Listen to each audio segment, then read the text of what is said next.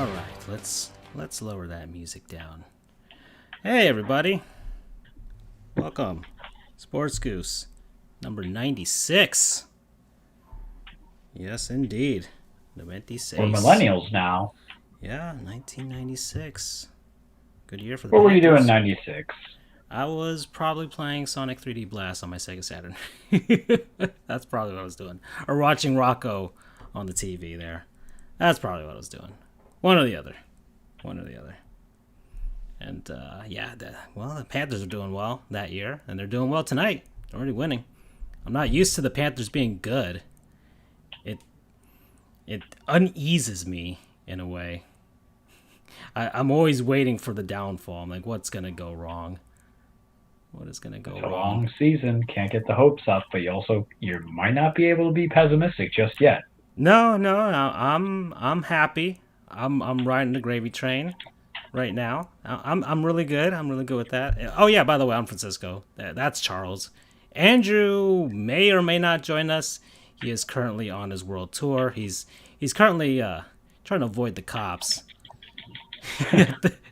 on his way back home. That's a way of saying it. So he's on the lam at the moment. That's what's going down for Andrew, and he went on his awesome world tour, and I think he might be smuggling a few things. That's probably what he was doing. He's got a side business there. He's probably the whole UCF thing.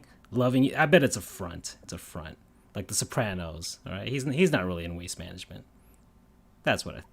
All right, maybe UCF is a front for something else. Not tell him that. Well, he's gonna listen to this. I think he'll listen to it. Maybe whatever. Anyways, yeah, we're sponsored again by Podcorn. You guys check that out. Check out their website. If you're a streamer, podcaster, and you're looking for someone to sponsor you, well, there's people that are looking to sponsor you as well. To talk about their services and products, and put out a good word and get people to know about certain things, know about you as well. So check out Podcorn for that.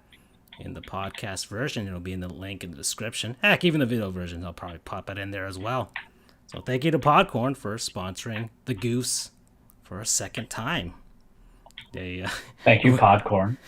They approved of our last episode, so I forgot what was the offensive thing that we talked about last episode. I don't know if we talked about child soldiers or something. It was Callaway. Yeah. It was Callaway. That's right. It was him. It was there's one more. Oh, it was the unpaid internships and choice words were said. Yeah. I'm not gonna eat humble pie on my statement, but yeah, I'll still. That's believe. Right. Well then, we just had controversial topics that, unlike other people in different media industries, ESPN or F Sports, we will tackle it head on, as opposed to cherry picking or put it under the rug. Yeah. Oh yeah. Yeah. That's well. Let's do it. Let's see. What did we do? What did we watch over the last week? I only watched 2 sporting events. I did not watch the NBA All-Star Game or anything NBA All-Star related. Ugh. Vomit. Okay, Why would you? Good. I wouldn't. I had video games. I played video games, and I played like Madden, if that counts for what it's worth. We'll talk about video games. We knew how to do it. Well, when Andrew's not here, we can kind of go a little more in depth on our gaming endeavors. But yeah, Doug watched the All-Star stuff, and I tweeted at him like, "Dude, this is what you get for watching it. This is what you get for watching it." Right. Let's start it with like why we chose not to watch the All-Star Game. Okay. And why it didn't matter. So people can kind of understand, because on the show you and I are the NBA guys. We had an NBA guy last week with Brendan. Follow him on Twitter, Brendan Rourke Sports or something. I'm bad at this. B Rourke _sports. There you go. We love you, Brendan. We yes. love you. Indeed. He's probably out there. I don't know. Well, no, the Pacers aren't playing, so he's probably playing Sea of Thieves right now. That's what he's doing. Okay. Yeah. All right. Well, only 2 sporting events I watched. Washington Capitals versus the Boston Bruins, which is also pertinent to what's one of my topics for the NHL stuff that I'm going to mention, that I'm going to present to you guys today. And I wish Andrew was here so I could get his his take on the things that I'm presenting. But that game was pertinent because something went down in that game. It was a good game, a great hockey game, great hockey game between good teams. But yeah, something went down in that game. And then the Panthers versus the Predators, the first game of that series, and the Panthers won. And like I said, I'm not used to the Panthers being good. It is unnerving, but yeah. Okay, so yeah, let's just pop into the NBA stuff because there is Ginger Baby betrayed us. Yeah, there is some news. There is some news. So hold on, let me find it on my show sheet. Gosh darn it, where is this?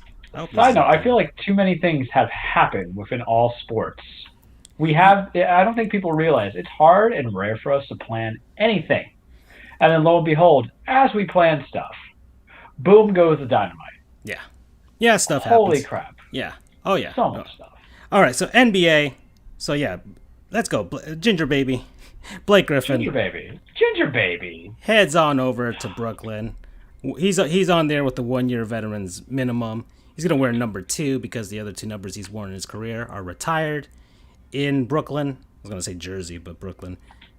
Then he was placed on waivers by the Pistons after they bought him out. After they bought out $63.8 million.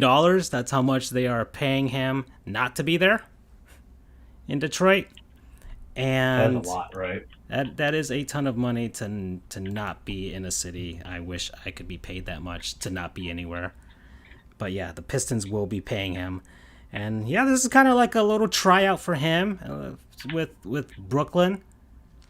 He's if he does well, the Nets can sign him to maximum $5.4 million. That's as much as they can give him, especially given their cap situation. But he's still going to get paid by the Pistons $29.8 million. So it really benefits him. He's going to get paid next year. It doesn't matter where he goes. So he might as well just get the pick of where he wants to play. Somebody who's competitive. Why wouldn't he? Why would he go off to like Sacramento or something like that? Do you think there was bad blood between him and Doc? Because Doc likes to collect pieces that work with him. And even though he is definitely not the same player that he was when he first started out with Doc, Philly could definitely use that kind of power forward backup center, because who do you have behind Embiid but Dwight Howard, which we know is not sufficient at all. And when you think about it, Doc's the guy who made Blake into who he is as a spot-up shooter, because before that, Vinny Del Negro was all like, oh, just dunk it as much as you can, and every other person that was there. So do you think there's bad blood? Blake seen, and I'm just right now saying it so it doesn't bite us in the ass. I'm speculating. Speculation is bad, but damn it, sometimes it's fun. Do you think he has a little bit of that, that King Petty in him to be like, because you got to know Philadelphia had to be asking for him, right? I guess it depends on what happened when he was available to be a free agent, because he did not stick around with the Clippers. He went off to Detroit. Well, he was traded a year into that contract. That's right. But was Doc Rivers still the GM, or was he stripped of his duties at that point? Because that's what regardless, the NBA pool is so strong that a coach doesn't necessarily have to be a GM. But I think he was. I think. Well, that's the thing. He if Rivers was the GM and he made the move, then yeah, I would think there's some tiny bit of beef there. But if not, then it wasn't his call, because Rivers was the one who lost the GM duties. Mm-hmm. So I wouldn't think that that probably wouldn't be a thing. But I don't know. I don't know. It depends on. We're just speculating. Yeah. What was his options in this mini free agency that was in? Because if Brooklyn was the only one calling, then every team in the East that wasn't, a low tier team, because I know his specifications was they want to contender. Side note, can we just say this right now? How bad of management are, like, I know full rebuilds and I know full blowing it up, but the way that Detroit is just screwing, I don't want to say screwing their fans over, but they're making the former Sam Hinkie for the Philadelphia 76ers, he's kind of jealous of the way they're just blowing it up. because oh man, they're doing all this stuff. They're not getting anything out of it. They had Drummond. He's over Well, in Cleveland even now. He's going to be heading yeah, out. but those teams didn't even do anything when they had those guys. Maybe it was just like a I preemptive, know. like, oh, this is not going anywhere, and we're paying these guys a ton of money to just sit here. We might as well just let them go and just start over, hit the big giant reset. Because if not, they're going to be middling in the middle, get like possibly an eighth seed every couple years, and then get ousted in the first round after like a sweep or 5 games. And what's that going to land you in the draft? Nothing. Exactly. Nothing. So in the And NBA, today, it's like that. Like Major League Baseball, you can draft a good guy in the, it's such a crapshoot. It's the same thing with the NHL for the most part too, and even the NFL, because it's usually just what position you're missing. But basketball, you have to land on some guys, and it's harder I'm to really land on some sad. guys when you're in the middle. Yeah, I'm really sad that it just felt like they weren't even in the middle. I think they only made it once or twice, especially under the Stan Van Gundy regime. But Yeah, yeah. I'm very All sad we their did not plans get fell Ginger apart. Baby. All of their Big time. plans fell apart. Yeah, the Stan Van Gundy thing didn't work out. The signing Blake Griffin didn't work out. None of that worked out for Detroit.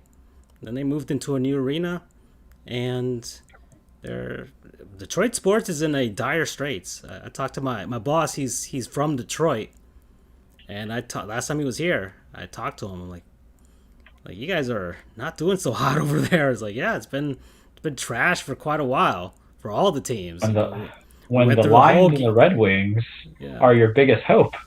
Yeah, and even then, they're still the worst team in the league. So yeah, they're a long way away from rebuilding. You have a little more confidence because they have Steve Eiserman at the helm, and he did that for Tampa Bay. So, and he's probably got a good big, like, as soon as that team is ready to go, he's gonna have a big budget because the Red Wings owners have been good in spending. So it's just a matter of time for them, and even the Tigers, the same thing, because it's the same ownership. So, they'll be ready to go. But Detroit, the Pistons and the Lions, there's not That's much a hope there. 3-year plan. Yeah, you have to hope Detroit hits on somebody like a superstar, or they can find a way to finagle a Chauncey, Tayshaun, Rashid, Ben Wallace, I don't know who was a Rip Hamilton type of team again. It But just even seems then, the impossible with that NBA is not going to management. be doing that. It's just not the way NBA is played anymore. So, yeah. Yeah. And what's concerning about any upcoming draft, and I'll leave it at this with Detroit, is that you really don't know what the player talent is. I have not watched a single bit of Oh college yeah, basketball whatsoever yeah. I because I haven't. know it's kind of, man, I love college basketball to watch as a spectator this March Madness season, and I'm not going to watch this year. Don't care Yep, because of yep. everything that's going on. Yeah, that's next week. Next week is the selection, whatever, and then we'll get the playing round. So yeah, that's gonna be interesting. But yeah, I haven't seen a single college men's basketball game. I only saw one women's basketball game, and that was it. I have not paid attention whatsoever, even though the Seminoles are having a good season. So it's just a matter of just my taste, and the backlog calls to me as well. Backlog. Yeah, Can't even though go against it. and the Panthers are doing well, so I'm watching them instead, which is making me happy. And Sergei Bobrovsky has done better in net, so that's a nice miracle this season. And yeah, that's just stuff taken away from my attention from. And yeah, and basketball, I watch the Heat, even though they've been really inconsistent, but I've been watching them. So, and some NBA games, some outside games aside from that. All right. But yeah, but Blake Griffin, he's gonna go over there. Hopefully, if he's healthy, he's gonna be good. He was good a couple seasons ago, and then he started falling apart. His knees went out, his back went out, his big toe went out, his ankle went out. He had arthroscopic surgery, left knee. You know, that all that stuff. He turned 30 something, I think, right? He turned like 30. everything fell up. Yeah. Everything fell apart the moment you hit 30. Just like every human being in the world, except for So LeBron and my like Tom Brady and Well, Yarmir LeBron's Yager. got that sports medicine, man. But Yeah. that the question I would have to you is essentially this: What Um, was it? The secret, the spicy sauce or whatever. What well, this Ray this Lewis is that velvet antler deer, or deer antler velvet. Not steroids. How dare we even make a suggestion that a man at like 37 looks like he can murder you and be a professional wrestler? But really, this feels now or never for the Nets, and it shouldn't feel like that in this first year of this core thing. But that salary, because even though you don't really have to pay Blake anything after the fact, you still have to contemplate what you're doing with Harden in 2 years. Can you give him an early extension? You still have Kyrie's contract. You still have KD's contract. You still have DeAndre Jordan's albatross contract. In my opinion, the guy's getting paid what, 4 years, yeah 88 million plus yeah for rebounding. That's the reason why they had to get Blake. And yeah the thing is, his defensive skills are diminishing because DeAndre's kind of old too. And I think now that I think about the connection, DeAndre was probably the bigger push because they were Lob City together for some time. yeah. DeAndre Jordan is probably the reason he signed there. Yeah, and it didn't dawn on me until right now because that's how insignificant of a player DeAndre Jordan has become. But people need to realize that guy was the top defensive center for, I would say, 4 or 5 years. His offensive game was never going to be amazing, but he was even the best spurned romance story or soap opera in the NBA when he spurned the Mavs, and then Doc and Blake go on the plane. And like, hey, you need. They pulled a Brett Favre of Minnesota Vikings. You need to come here. We need you. But I mean, I'm obviously disappointed. Granted, I was in the very, very small minority believing that he would help out, but it's the idea of not him. I would never say that he was the missing piece of the puzzle, but I viewed him as a puzzle cannot be complete without all the pieces in place. That's how I viewed it. And also, I'm just very anti-Kelly Olynyk, especially when there's a certain other center/power forward who now may not be on the team. And we'll see if we can reserve that for Andrew. Oh, boy. Yeah. His insight on it. Oh, so it's we'll kind of like get to I that. hit myself in the butt, and I don't want anything to do with Andre Drummond. I'm just saying that right now. Yeah. Don't want that contract. Don't want that. He's young, but I don't want that contract. I need a big with an offensive touch because I'm envisioning the second unit. That's all I care Andre about. Drummond's he's pretty efficient at what he does, but he's not going to give you a lot of points. He's good at everything else. He's a really great player aside, but he's going to give you 10 points, 12 points a night, maybe. Depending if you're playing a team that has really playing a power forward at center, maybe you get 14, 15 because he can't shoot at the three, and he can't shoot free throws. There's my lifts kicking in there. I didn't know I have it till now. But it's not there. He's basic. I don't want to say he's a poor man, DeAndre Jordan, because both are all-star players. Granted, I don't think Drummond was there at all for obvious reasons, or they had, but DeAndre was definitely a shadow of himself. But sometimes when you're looking, and I wish Andrew was here so we can kind of learn a goof on him a little bit, but if he's listening, we can kind of explain to him this way. And for anybody who doesn't follow basketball, there's centers that you want to just rebound the board, just box out the defender so you get the rebounds, and then do the easy putbacks. And then there's the centers that I envision, because sometimes I look at a starting caliber point guard. I want a guy who can initiate the offense but also score and go clutch. I always think Mike Conley, Chris Paul, those are guys who I have wet dreams for as a point guard. The same kind of goes for a center on the bench who is taking over certain things, who kind of shoot the ball very well. And mind you, it's NBA, so it's interchangeable. When I'm saying center, I'm also meaning power forward, because they're really just close as an inches, but oftentimes in today's NBA, there's really not one pure position. But I'm looking at that big man on the second unit who's going to play 15 to 20 minutes a game, possibly to rebound well, to get the putbacks, but also, stand up and shoot, to at least be able to be a three-point quality threat. And for anybody who wants to say, Charles, what does that Miami look like comparison for you? It's Chris Anderson. Obviously not the digital child porn that's on there, but when I say why it worked is that team became night and day, because they were still going through the movements, they were going through the gripes, but the way he kind of played out. And today's game, I'm sure there's other former people, but that's what I mean by it, is that when you're looking at that second unit, you don't want the same quality caliber person starting in that second unit to that degree. So you don't want somebody who's like your Bam. Well, it really is Olynyk, because Bam and him shouldn't really be sharing the same floor, but whatever. you got to work with what you got. But it's like you want the opposite to a degree of what Olynyk is on your second unit. So because the defense has kind of concerned us when we get to third and fourth quarter, we know that. But I don't know what's out there to kind of take a chance to fix our big situation, because I think we don't have a good defensive big who can score off the bat, and we're not going to give Precious time. And I'm just like, just give me my Precious, right? And now with the Myers Leonard controversy, man, if he's there, he'd be very lucky. Maybe that opens up some things, Maybe we'll see. Well, what's the G League for if not looking for new talent? And what team knows best how to get talent from the G League? Miami. Pat Riley. Oh yeah. Right. Let's just call it that. But you didn't watch the All-Star game. I didn't watch the All-Star game. No, I just have the little tidbits here. Team LeBron won again 4 straight seasons. Giannis won they did name the trophy after Kobe Bryant. We did talk about that when Kobe passed away, so that the trophy is named after him now.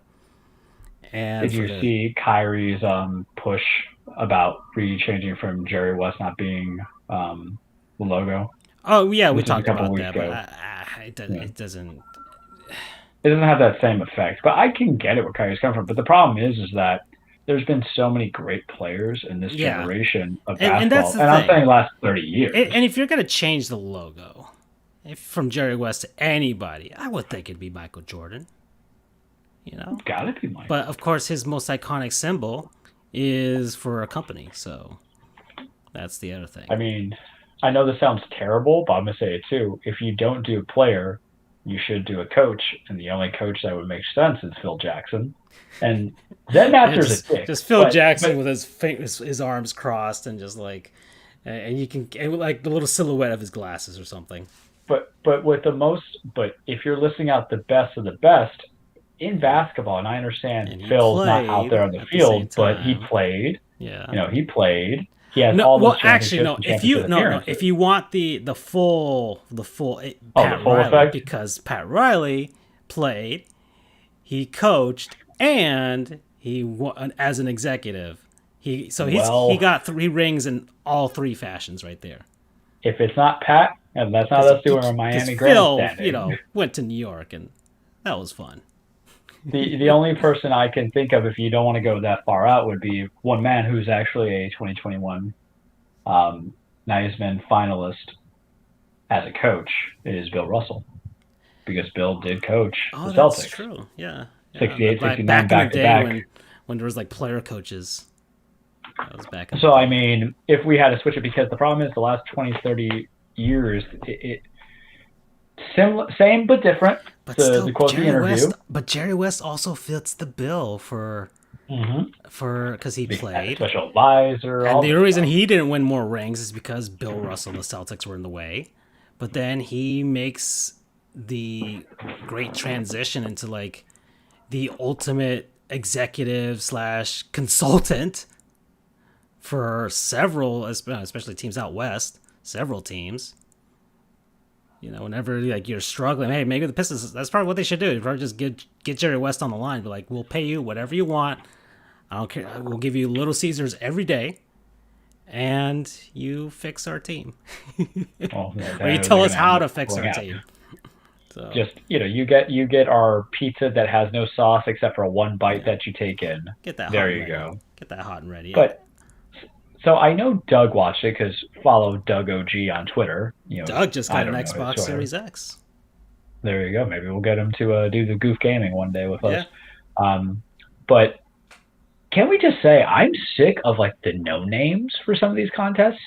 And I'm gonna say right now, I know it sounds vitriol and all that stuff. It's not. But the dunk contest, which has every year. Let's see, Anthony Simons of the Portland Trailblazers won the dunk contest. I don't know who this man is. So don't invite people that aren't actually all. The only person I know is named Anthony was Penny Hardaway, and there was a reason his name was Penny Hardaway.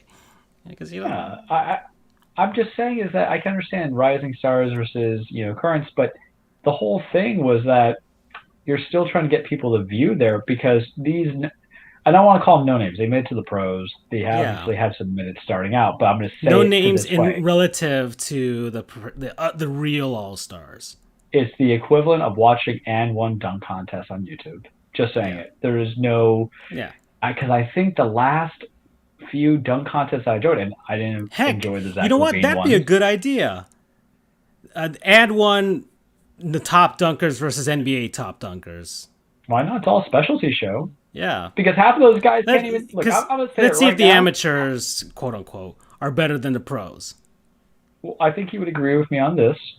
Some of the pros who are winning them dunk contests are not really that good dunkers in the game. Just No, saying it. you Yeah, you notice the most iconic of the dunk contests have all been the superstar guys that have been on correct. there because that's the reason they're superstars. That's That's why the they're kind reason. of all That's the stars, reason right? you have Jordan and Olajuwon and then of course Vince Carter because they were guys everybody knew. They were guys that were just absolutely famous and just really great at just being athletes. And these guys are great athletes, but the superstars are just another I level mean, there. Blake Griffin jumped over a Kia. Oh You yeah, know, yeah. just Blake think Griffin on was that. Blake Griffin was probably like one of the last ones that I remember. Well, Him, remember how Dwight they try to tell Howard. you that Ben Gordon and Zach Levine were supposed to be these great things? I'm like, meh, their dunks Yeah, were just dunks. I think their dunks were probably high scores because everybody gives a high score now. So I don't know how you rate a dunk contest because I'm gonna tell you right now, I'm I 5'7", I now at for, a buck 45. I couldn't touch the rim, so every dunk is a phenomenal dunk. yeah, Two-handed jam, well, that one-handed makes jam, the off the Spud Webb backboard one when jam. he won was that's the reason he won because dear God, this guy is Tiny baby. yeah, and he's up there flying. But yeah, I forgot which player was watching it that wasn't an all star but was watching it and was like that's the reason I'll never be in a dunk contest because of the judging. Because Well, it's, I I feel mean, like there it's was a partially whole the LeBron, Dwayne but Wade hey. controversy with that guy in the Magic. Hmm. There was that controversy when he didn't give a high enough score, and instead it went to our boy at the Miami Heat. But still, you know, was it Derek Jones Jr.? There we go. Yeah, airplane Yep. mode.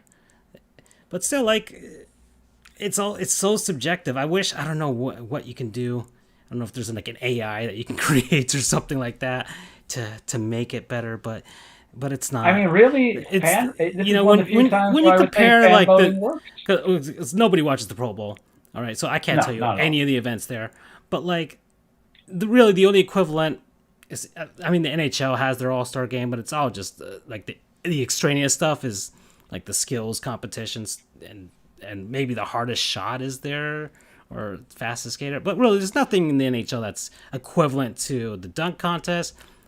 But the dunk contest is probably the only equivalent to the home run derby. And the home run derby is exciting because most of the big guys go and do it. Most of the big boppers that you want to see do it, do it. So, and you get memorable home run derbies. They change the format every few years just to, spice it up so it doesn't get too boring. But like the NBA dunk contest, there's only so much the human body can do before you start I, once again bringing in the props and having the guys wear throwback jerseys and stuff like that of other players that they're not even that they didn't even play for their team. But there's only so I much you think can do. I think the only thing you could do, and I'm not really a fan I don't know for it if you can because they're introduce some part of Mario the. stuff in there. Just have some I'm not weapons. against it. You just have Hey, somebody controlling it. yeah, throw But throw I throw a think you beach could ball, only throw a dodgeball at the guy's face while he's trying to dunk and see if you land a hit and he still finishes the dunk. if they end up getting hit in the face, be like, okay, you're in. I think the only thing you do is just fan voting, and I'm really against it for half the stuff. But who Yeah. else would Even not? Who is even the more fan voting, verifiable? it's like, oh my god, I know it's problematic, somebody's but whoever uses the bot to buy the PS5s and the Xbox Series X's, like be the using it. second they come out is probably going to do that to vote for I don't know, some scrub on the Sacramento Kings because it's the only time the Kings will win anything. So, man, I'm dunking on the Kings this episode. I don't Bad. know. No, it was after that, Who the way hurt they you? choked that last game that I saw. That's the reason I'm dunking on them. All right, sorry, sorry, De'Aaron Fox. I'm sorry. So, I don't know why I'm apologizing specifically to him, but yeah, Because he's the only relevant player. that's true. Poor Buddy Hield. I don't. Oh I yeah, don't know he how was to having read a it. good season I don't know. too. He was having a good Yeah, season but as you know well. the problem is you have Luke Walton, and Luke Walton sat this man on the bench for a bit. He was like, "You're a sixth man now." So that goes to show Yeah. how you can be a good leader when the pieces are in place, and then when you have to build your own team, it's not necessarily there. I don't know, but that's just weird. NBA. I never had the interest in watching I haven't watched an actual All-Star game since probably 2010 because when something's meaningless to me, I don't care to waste my precious valuable time. This was the most It's super meaningless meaningless. of the All-Star games because there's no fans. And well, I don't know, were there fans? Was it like a small tiny group like they do here in Florida? But even if I'm there sure were, it was contained to maybe journalists. yeah, at best. or family members maybe. But regardless, even if there was like, I don't know, what, like if they allow like 3,000 people into that arena, it's still paltry. It's still not the same. The whole point of the All-Star game is the spectacle of the damn thing with a huge crowd. Even if the game itself is meaningless, even if they're kind of going through the motions at some points, and then they kind of only Hardly try anybody paid at the end just to win. But the lack of that fervor really hinders this thing. The reason All-Star Games was created is just for fans. That was the reason the first baseball All-Star Game was made. It's like, hey, let's get these guys together. They're all wearing their home uniforms or road uniforms and stuff. It was kind of cool to see. But now it's just like,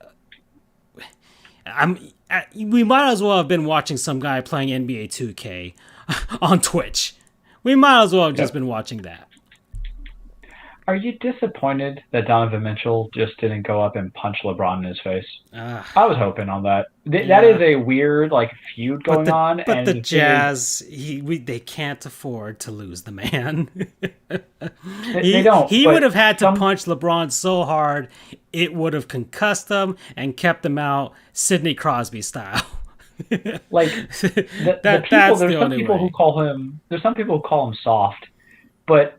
He's what, 24, I think now, 25. Yeah. I also get where LeBron's coming from. Don't get me wrong, but it's one of those things where I like the fact, and we fell in love with him last year in the bubble in the playoffs. Oh yeah. I always thought he was a decent talent, but now I'm kind of like, bruh. Like the fact is, he's saying I can only, he's not making excuses for his team, but all he's asking for is a little RESPECT. And I think because LeBron has a little bit of the Zen master since we mentioned him, because he can mess with you on those mind games to get you to kind of improve a little better. Yeah, he does passive aggressive stuff.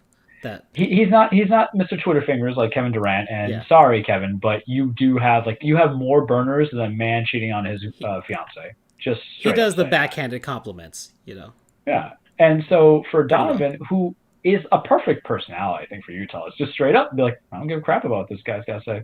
All I talk about is this trash and that trash and F him. That's really what's happening. And then LeBron's like, all right, young fella. But the thing is, you and I talked about this, and Brendan, if he was on and we got to the West Coast, we would have gone to this.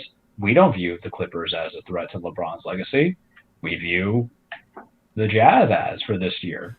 Yeah. Because right now it's just they're kind of a complete team. Mind you, they have faltered a little bit, but that's expected.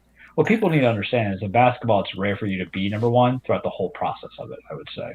Yeah. But take it as a compliment. But I kind of love this little bit of an edge because LeBron, for a long time, in the 17 years that he has had playing in the league, never really had anybody that kind of got up in his chili bowl this way. Kobe didn't do it. Kobe, there was admiration. There was there. Paul Pierce is the only. Kevin Garnett, I was okay. Garnett's the guys. One. The only. It's probably just the teams that had to deal with them, which is the Boston Celtics, because they was just made of Paul Pierce and Kevin Garnett are just two guys who they're bulldogs, right?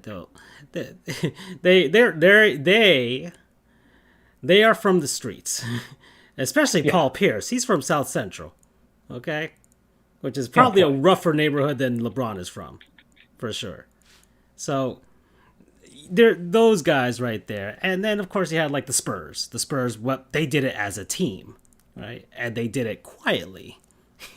Well, but in 2007, they're not jabbing and in the way 2014. that they would. So, and yeah, really, those are the only guys that I can think of that lately have done it. Maybe even the Golden State Warriors, but even then, that was more like LeBron having no help whatsoever. Yeah. And when we say that, we're talking about that jaw jacking, where it's kind of like in your face, LeBron. I'm not gonna let you get to us, even though some people might say don't take the bait. Sometimes you got to, because what you need in the NBA sometimes, because this is kind of what the NBA has come to, and I'm gonna sound like a boomer, but I'm gonna take this moment to talk about it. The NBA has become too buddy-buddy, and I kind of miss a little bit of that blood feud. 90s animosity. I need that blood feud. The Bulls, because for the young cats out there, exactly, the Pistons and the Bulls. I need Pistons German suplexing everybody. The Pistons and the Bulls, the Knicks and the Bulls, the Heat and the Bulls, the Heat and the Knicks, the Jazz, the Sonics, the Rockets, like those teams, when they were playing each other, they hated each other. They hated each other. There was genuine hate. You know, they become buddy-buddy after, like, they're retired and things like that, for the most part, for some of them. You know, of course, Isaiah Thomas is never going to be Michael Jordan's best friend. But Charles Barkley hates Bill everybody. Laimbeer and all those guys, the only reason Dennis Rodman, maybe, but, you know, Dennis Rodman's a crazy man.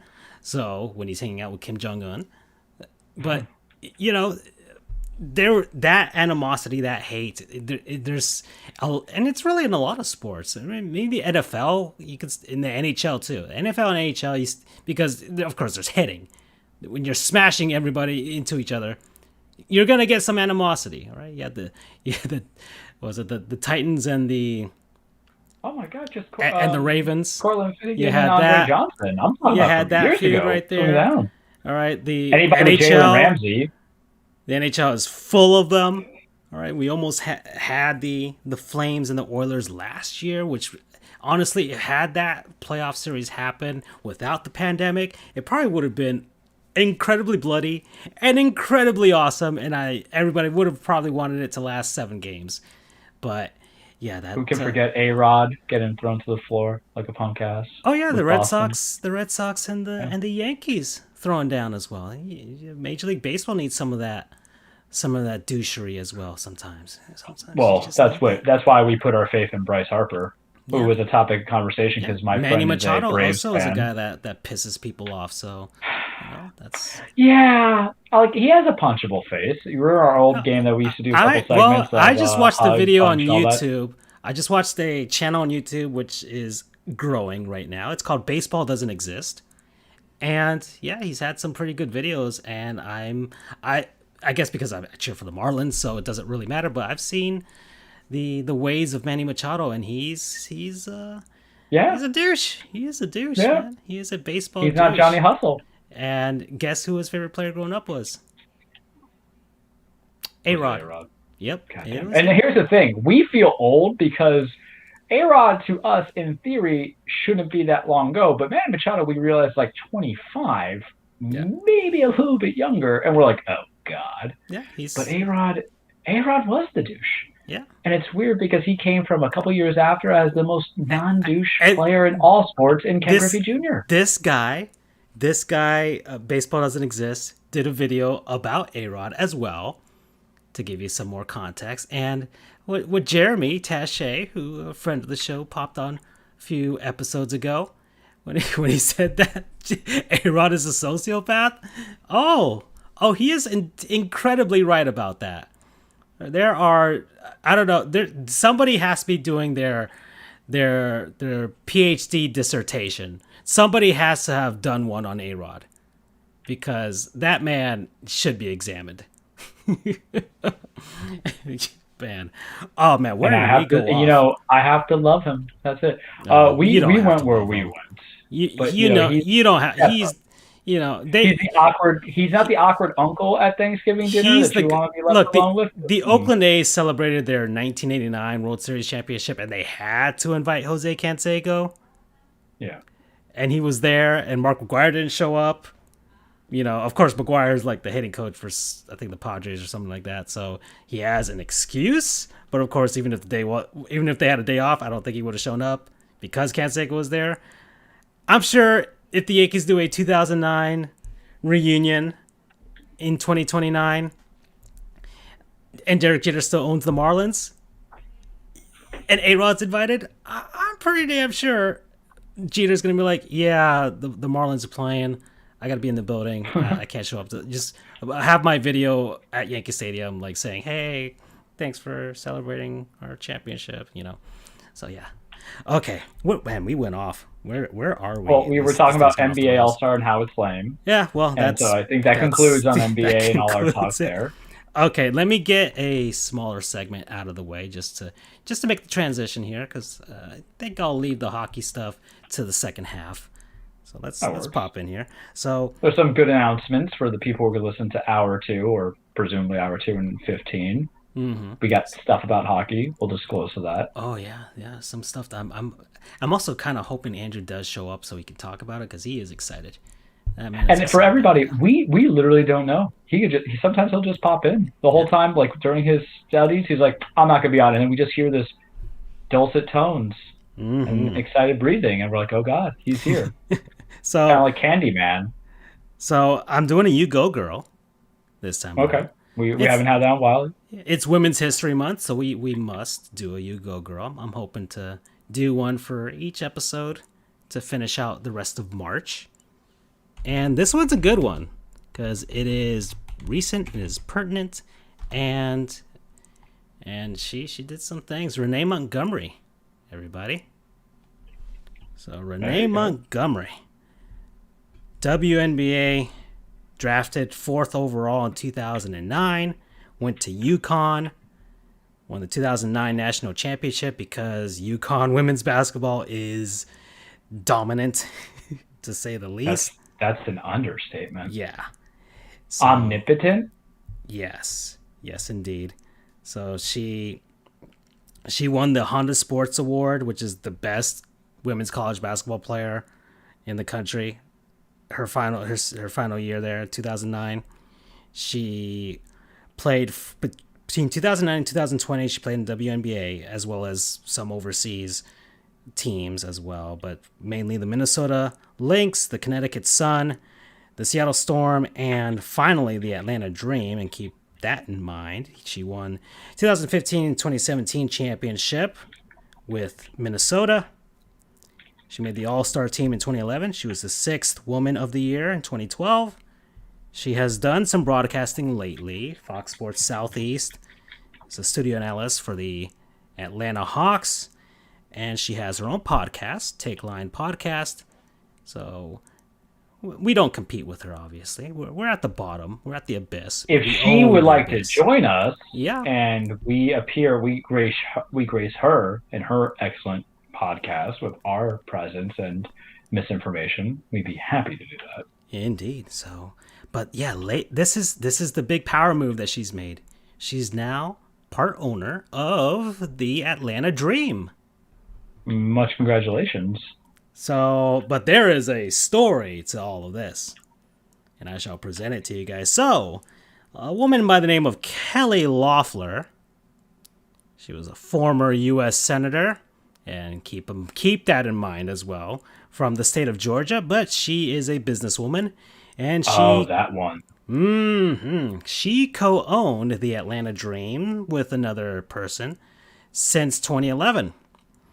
Now, a lot of things went down last year, to say the least, as well. It's so weird to say that we're out of 2020, but I realize we're in March, and we're not even just in early March anymore. Tomorrow's double digits. Yes, indeed. So, things went down last year with regards to the virus, but also with regards to social justice in the United States. And so the Atlanta Dream players, who are mainly Black, African American, they were openly for the cause of the Black Lives Matter movement after George Floyd was murdered. And so Kelly Loeffler, the co-owner of the Atlanta Dream, had an issue with that. Now, Kelly Loeffler was, at the time, a U.S. senator. She wasn't elected, by the way. She was appointed to that after, I guess, some dude died. And so she had that seat in January of 2020. And man, this is quite a way to lose your Senate seat in less than a year. There should be a movie. Was it How to Lose a Guy in 10 Days or whatever? How to lose a team in 10 days? How to lose a team? How to lose a Senate seat in 10 days, I guess. Well, anyways, Kelly Loeffler, I'm not going to get into politics too much. There are a lot of reasons why she lost. But as far as the sports aspect is concerned, she had an issue with her players openly for the Black Lives Matter movement, and she openly expressed that the WNBA and the WNBA Players Association shouldn't be injecting politics into the sport and things like that, And that's the safe way that people who are against that try and do that. But regardless, we're gonna move forward in time. So her seat was up come the November elections of 2020, and she was going off against Raphael Warnock, a reverend, and the WNBA players threw all of their backing to this dude, which was part of the spark that led to this man gaining a lot of support, especially with the African American community in the state of Georgia, which is incredibly large, especially in Atlanta, which is a mostly black city. And that snowballed into this woman, Kelly, losing her Senate seat to Raphael Warnock after the whole thing just recently, after all the votes were counted. And so she earned, by the way, the Deadspin Idiot of the Year from there. So that's their version of our Goon Award. And so, yeah, that is so. And now, just a couple weeks ago, Renee Montgomery, along with this other dude and I think one more other person, have bought into the Atlanta Dream now. So I believe she may keep doing her podcast, I would assume, but maybe leaving the broadcast booth for the Hawks and focusing on her Atlanta Dream team. I think she'll have like a similar position to like Derek Jeter with the Marlins, handling the day-to-day operations of the team. But she is the first female owner of a WNBA team. So that's been more than 20 years since the WNBA was first conceived. I believe 96 or 98 when they started, somewhere around there. So it took until now, but here we are. So you go, girl. You did it. You go, girl. Indeed. Yeah, I was sitting on this one, but for the last couple of weeks after I saw this news, and was like, whoa, she did it. Okay. All right, let's get like to see a player get to own a team. Because normally, even if it's a small percentage of it. Mm-hmm. Oh, yeah. No, I mean, we talked about it, too. We talked about what would we do if, like... we talked about what if we could be like Adam Gase and just completely tank a team. That would be kind of fun, too. That would be kind of fun. That, too. Yeah. All right. So that's a you go, girl. And I think I can pull out... Let's get another one to bridge ourselves to get to the halfway point. Now, we started a lot later because of technical and or work difficulties for me, so this episode will run a bit long, but I think Charles, his beloved taco or whatever he's got waiting can wait a tiny bit, but we'll keep going. Maybe Andrew can pop in, we'll see. But let's go with I had a forgotten player. I've been sitting on this one for a while, so players remember to forget, and I can't do this one because Andrew's not here, but the player that I'm remembering is Terry Bradshaw. I mean, shocking, but you have my curiosity. It's not the one you're thinking of. Okay, because I was about to say. Granted, I don't think I could stand him now in his old age, but yeah, whatever, right? This is Terry Bradshaw on the screen here. He played in Major League Baseball. He looks nothing like the other Terry Bradshaw whatsoever. He presumably has hair. That's a good thing. Maybe. I'm not sure. He's there. So, Terry Bradshaw, Was mainly a pinch hitter and outfielder. Went to Norfolk State, drafted in 1990, ninth overall. Drafted in 1990, ninth overall. Oh no, in the ninth round, sorry, by the St. Louis Cardinals. Played for the Cardinals. Not many games, 34 games between 95 and 96. That was his entire major league career.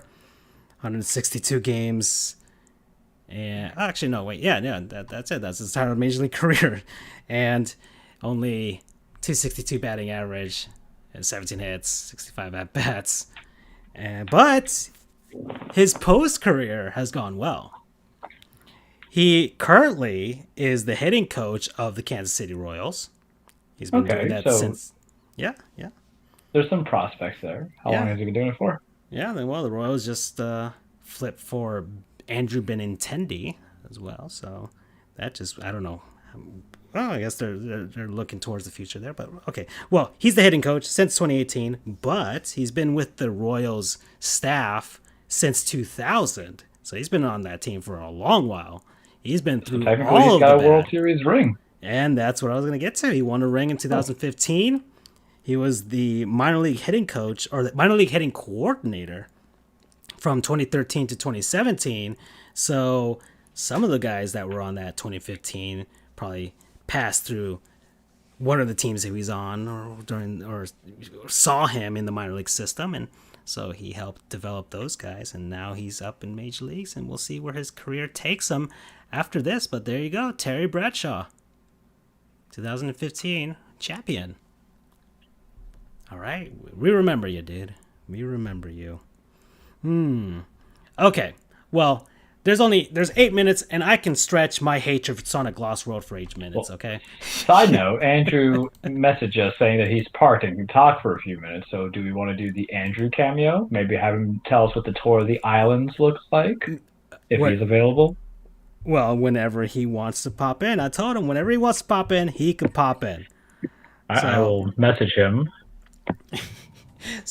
well, anyways, It's kind of like a vampire. You need permission to come this in. is a kind of like a non-sponsor,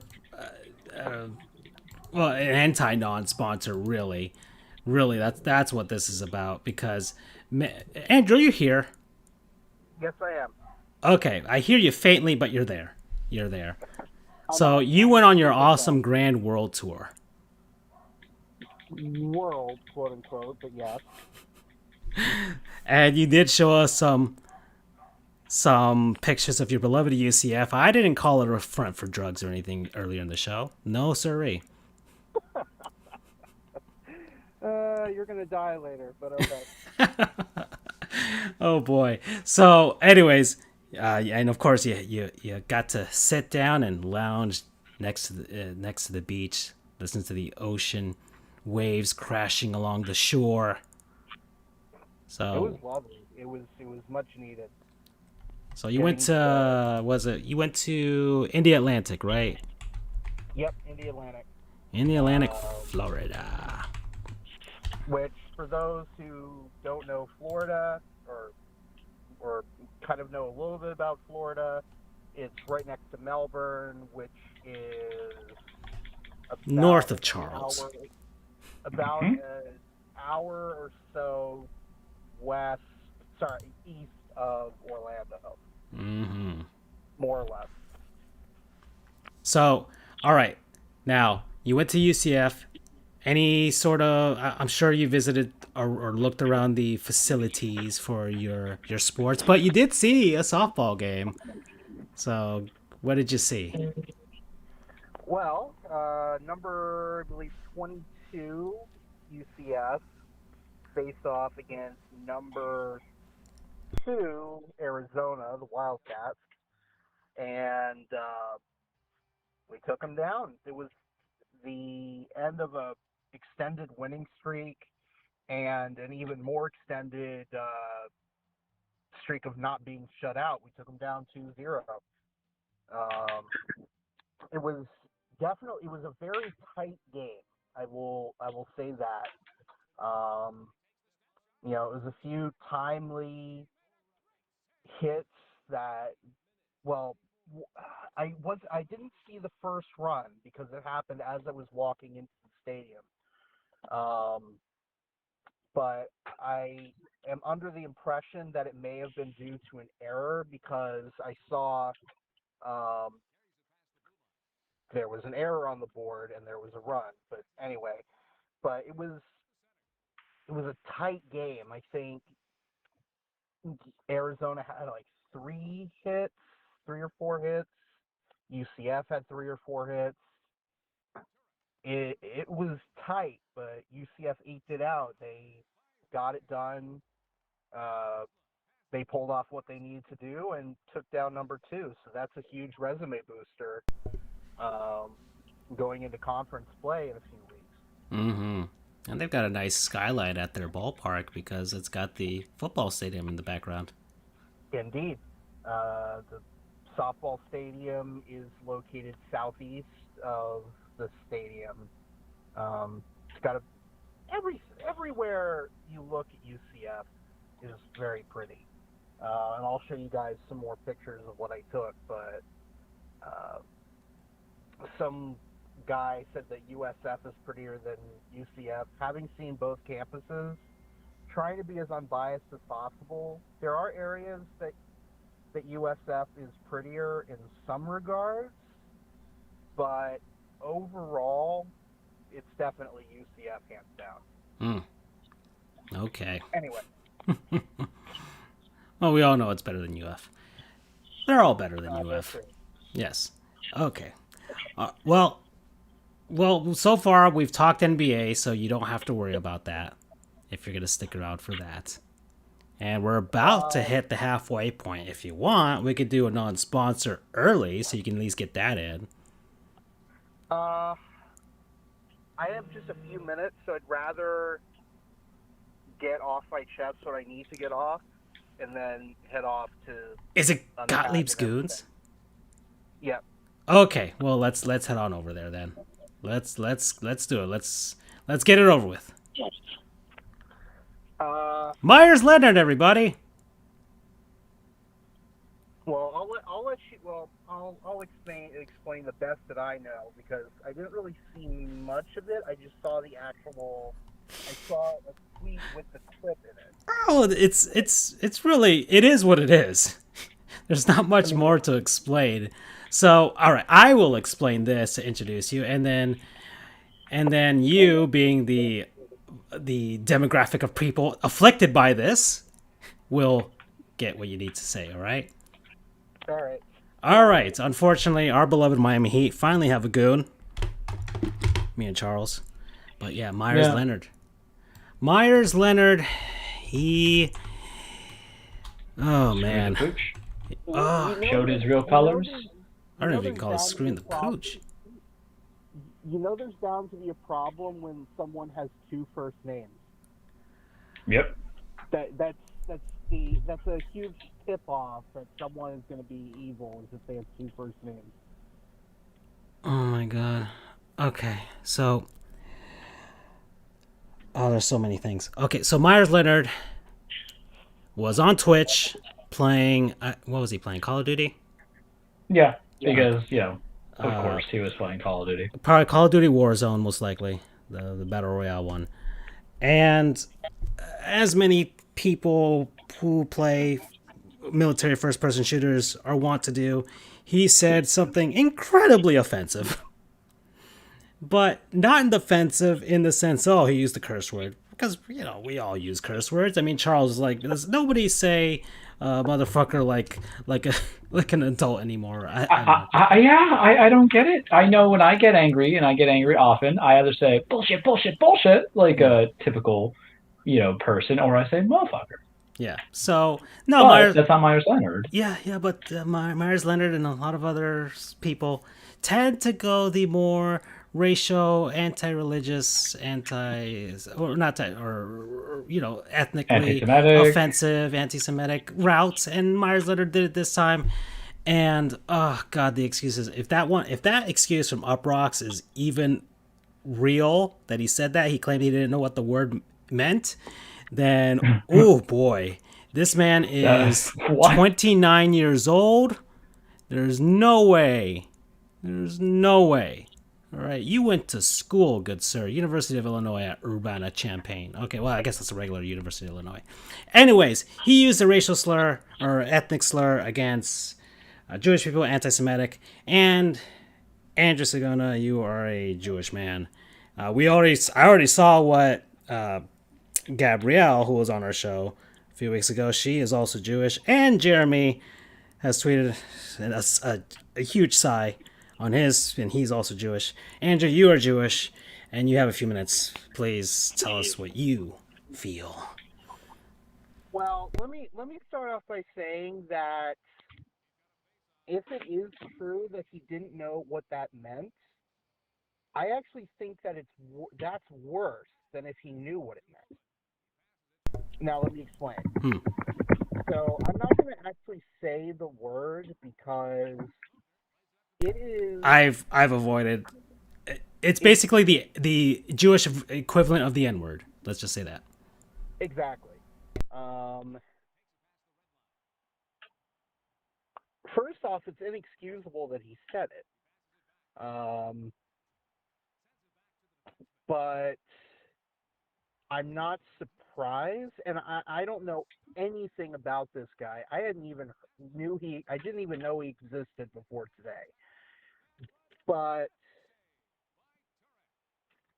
in light of what is going on politically, what is going on in the world, I'm not surprised that that word would slip out.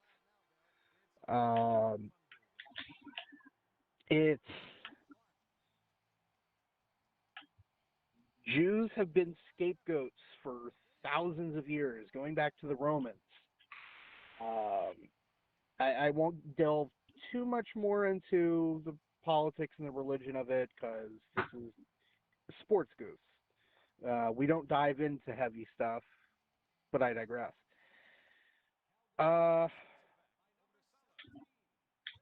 It's the reason I'm not surprised. I may be repeating myself. I've kind of gathered thoughts on the way back, but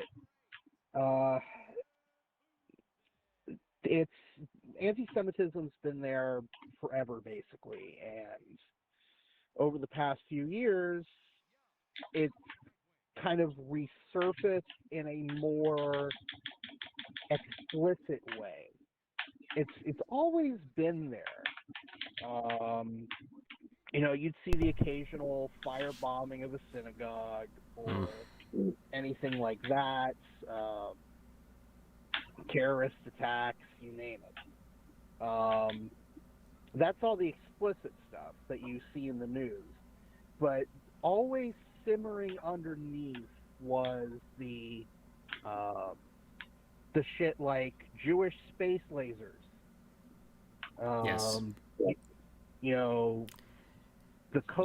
not the Koch brothers. What? XYZ. Yeah. Runs Hollywood, runs the media, runs the banks. It's a not so thinly veiled attack against Jews, and that's how it's been before the past few years. It goes up and down. It goes up and down in terms of how explicit the anti-Semitism is. During your low periods, you've got that big nose caricature, or and I don't mean to say that stuff like "I Need a Jew" from Family Guy is bad. That was freaking hilarious. That was probably my favorite episode of Family Guy. There is a line, and kind of like what the Supreme Court said when it came to explicit material, you know it when you see it. I couldn't give you a hard and fast rule. I mean, I love Blazing Saddles, and that was so offensive in many ways. But this is not that. And it's the fact that it's so explicit is not that surprising. I mean, look at that NASCAR dude last year who used the N-word on air. or not on air when he was streaming, or Mm-hmm. it happened. It sucks that it happens. It shouldn't happen. And the reason why I say I would be more concerned if he didn't know what it meant is because that means that it's starting to seep into the subconscious.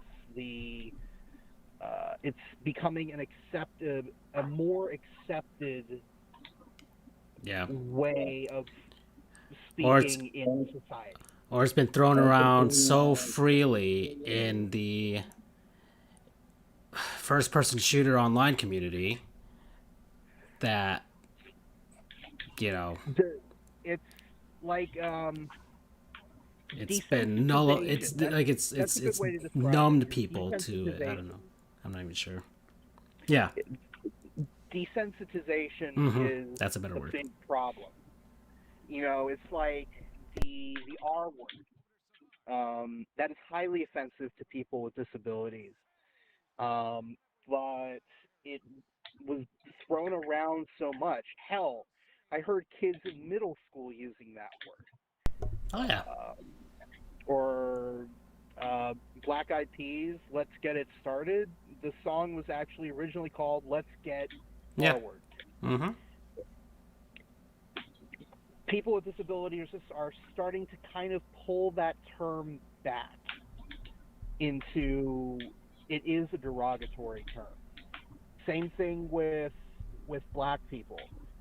They're starting to pull back the N-word from being so desensitized that that white people just throw it around all the time.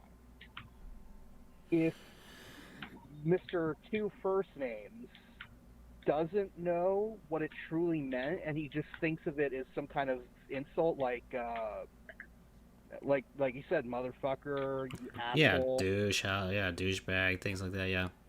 If he's throwing it around like one of those, that is a huge problem, and that is more concerning for me. So I've said my piece. Let me talk about what needs to happen next. First off, he needs to get cut. There cannot be... The Miami Heat. I don't know if you know this. I don't know if you know this, Andrew. It's Miami Heat are owned by Mickey Arison, who is Jewish. That was another thing I was going to talk about. I forgot to mention. He picked the wrong market to use that slur in. Welcome to Miami. Have you ever been to Miami Beach? If he was in Oklahoma City, there are no Jews in Oklahoma. Utah. It's all Baptists in Oklahoma City, or in Salt Lake City. That's the Church of Latter-day Saints. Yeah. There are Jews everywhere, obviously, but when you look at OKC or Salt Lake City, then you look at South Florida. Yeah, the only other worse place would have been like New York. Exactly. For those who don't really know the demographics, once you hit like Miami Beach and everything like Aventura North, so we're talking North Miami-Dade County, that's all Jews. There are Jews everywhere. In Miami Beach, you see people wearing... not one synagogue in Hialeah. As far as I know. But like in Miami Beach, you see people, and oh yeah. The first time they're wearing kippahs and yarmulkes. They're wearing... on Saturday, everybody's walking to and fro. Yeah. Exactly. And it surprised me the first time I really kind of went down there, because I'm so used to not seeing that. People kind of practicing in secret almost because of all the shit of anti-Semitism. I was helping my sister with an event with Israeli soldiers a couple of years ago, you had 3 security guards manning the gate, armed security guards. And that happens everywhere. When it's the high holidays, those are the big holidays for Jews. That's Rosh Hashanah, Yom Kippur, happens in September-ish. We go by the lunar calendar, so things switch around a bit compared to the Gregorian calendar. Every synagogue that I've been to has a police presence in front of the synagogue during those. Because of this anti-Semitism bullshit. Sorry, I went off on a tangent. I apologize. So, yeah, dude picked the wrong market to offend, and I didn't even know the owner was Jewish, but there you go. So, he needs to be cut immediately. I mean, I'm all about due process and all that jazz, but I cannot imagine a scenario where he would be justified in using that term. Yeah, and the whole thing, and he sat there for like a couple seconds to think of a word to insult whoever he was playing against, and he came up with that one. Out of all the words, out of all the offensive words you could say, he chose that one. When Charles, like a decent human being, would have used the word motherfucker. It's not even about decent. It's really just about, it's not about decent. I'm just not a hate-filled person the way he is. And I put it in the notes that I'm my 2 cents on a very limited basis, because I know Andrew has a very personal touch to it. I'm not going to give much status into uprox, but you do find people who say things that they know they shouldn't say, and they always find an excuse to why they said it, or they say, I know I heard a lot. They give you my lawyer wrote this apology, where they go and say, my words have hurt people, they have done this.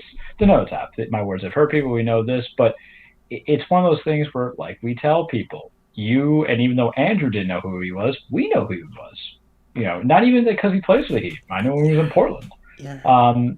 For him, it's just more or less, this is the status that you have, and since we've been kind of and I know Andrew doesn't want to go into the deeper politics, but the reality is this has been a politically challenged climate where everybody wants to say free speech and mix that in with offensive speech and mix that in with racist, discriminatory or anti-Semitic or xenophobic, whatever you want to call it, pancake it speech, and they want to defend certain things. So for him not to be, and I understand what people can say, so a guy should lose his job because he said a word, and I would say it would happen to everybody else, right? He's not even that great of a player. Yeah, exactly. Started that up right there. Yeah, I forgot when was the last time he played. I don't even remember. So it's about accountability, and I can think of all the anger and all the rage, because I'm not perfect. No one's perfect. And when I'm insulting somebody, and the words that might come out of my mouth, but it definitely isn't the K word. It ain't the N word. It ain't the F word. It ain't any of that stuff that comes into it. You know, I like to use the universal word of mother, go from there, my MFers.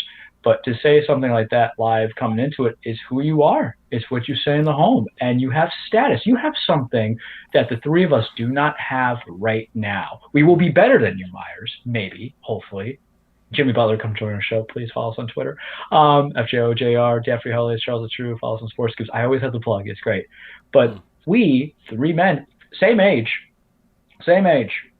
31, 33. Yeah, we're within the range. We would have gone to school with this guy. Yeah, we're in range. We're educated. We go from the stuff. Those words ain't never going to come out of our mouth, right? Because that's not who we are. So don't give me a BS reason. And listen, he'll probably, if he gets released, someone will pick him up, because it's the nature of the business in all sports, because it's a very what have you done for me lately thing. And if you're a need, you're needed. But I want to see what that backtrack is, because I feel like there's going to be people who are going to say, oh, it's not such a big deal, especially since I would say to Oh, add there's more already drama people and saying flair that. into this. There's already people saying Well, that. There's already people to saying add even more drama and flair, it would kind of come into it saying, "Oh, come on." And once you have somebody trying to defend a position saying, "Oh, come on," that's when you're like, "Oh, wait, is this what you say in between? Please tell me more." Because Oh, yeah. I do have Jewish friends. You know, I've had family members that married into the religion. Everybody has their own kind of touch to it, but it's not so much of it's a representation of past harms, and you should let go. There's current issues going on right now. Yeah. So he knew it. So wait, can I interject really quick? Go ahead. Of course. So I just saw apparently NBC Sports put out an article talking about this, and it's making my blood boil, which is impressive considering that my blood was already simmering after all this. Oh, NBC. So this is why you're losing your freaking sports division. So here it puts the quote. It says the quote in bold. So the quote is, "Fucking cowards, don't fucking stipe me, you blank bitch." They censored... yeah, they censored every other word except the offensive one. Oh my god. There we go. That's the problem here. Oh my god. In a nutshell. I'm not even. I was gonna search for it, but I sure as hell I am not now. I'm glad I looked at it on my phone. That for anyone. Okay, we already got suspended on YouTube because of the NHL. I'm not gonna get suspended for this. NBC Sports, you're not taking us down for that. So, again, for all the shit that I talked about them about. That's an extension of the issue right there. Oh boy. Again, I'm going to bring my journalism background into this. I love when I can actually talk about shit that I know. One of the golden rules, not golden rule, but a big rule in journalism is do not use derogatory language, slurs, curses, anything, unless it is absolutely necessary to the quote. It has to be, like, not a shadow of a doubt. When in doubt, don't use the word. Either blank it out completely or censor in some way, like F blank F asterisk asterisk asterisk ing.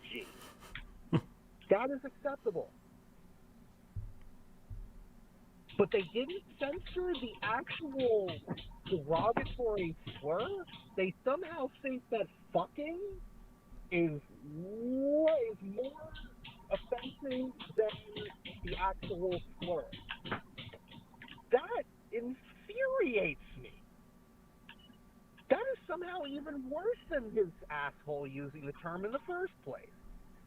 And ultimately, that is the point here that I've been making for the past God knows how long. And this confirms it to me. The term has been desensitized. And that is scary. And it takes a lot to scare me when it comes to problems in Judaism because I'm used to all the anti-Semitism shit that comes out. I mean, it's kind of hard. Can you guys imagine if you went to, what would you say is like the most holy day of Christianity? Christmas or Easter. Okay, midnight mass for Christmas. That's okay. Oh, okay. Imagine if... Shows you how much I've been to church lately. Your boy doesn't practice nada, so I can't tell you. Imagine if going to midnight mass or Easter or any other big gathering that you had to have police presence. Yeah. In front of Jewish schools, you have fucking fences and barbed wire. I know all that shit, and yet somehow I am beyond shocked by what NBC Sports just did. And that, like I said, it takes a lot to surprise me about stuff anymore. I, it's funny. I have a Team Israel hat from the 2017 World Baseball Classic. It is collecting dust in my room. Well, I'm scared as hell to wear that outside. Yeah. And I mean, I have to go in a minute, but I just pray. I pray to whatever God there is, whether you believe it or not. I pray to. I don't even pray to. I don't even forget the gods here. I'm praying to the powers that be to actually take a stand and don't let this go any further. It was great this past year. We had Black Lives Matter, and it was amazing and so important. And there is finally seems to be some positive movement toward helping, making things better for Black people, BIPOC, Black, Indigenous people of color. It's still a long way to go, and I'm not saying that we fixed everything because of the protests this past summer. But for the love of God, please have something like that for Jews right now. Just in the past year, we had Nick Cannon basically saying that Jews are the devil or whatever the hell he said. And then, who the fuck was that Philadelphia Eagles player? Sean Jackson, I think? No, I think it was Steven Jackson from the NBA player that was... No, there was someone else. There was but no, I get what you mean. No, I remember. Said the same fucking shit as Nick Cannon. Ice-T spewed that same bullshit. And nothing happened.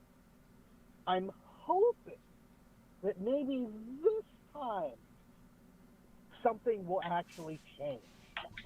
But I am not holding my breath because this shit has been going on ever since the Jewish religion was created 5,700 years ago or whatever. So I'm not holding my breath, but God, I just hope that there's a JLM movement, if you will, because,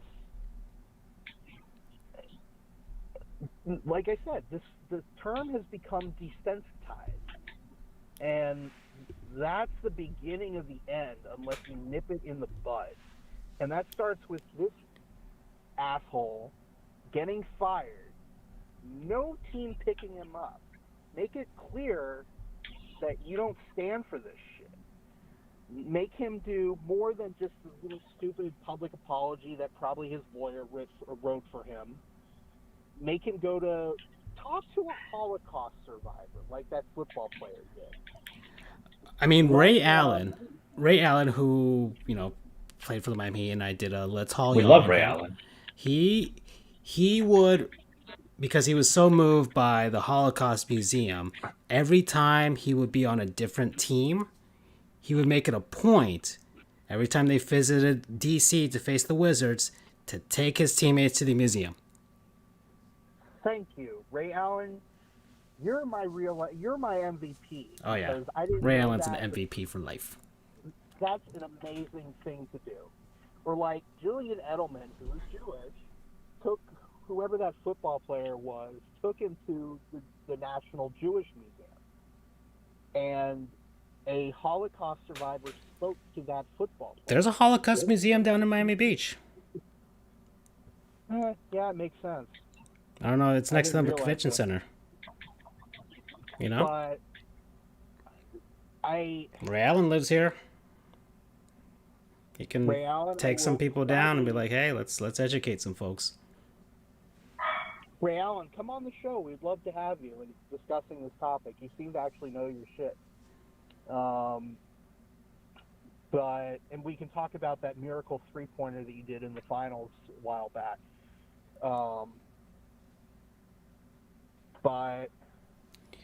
Yeah.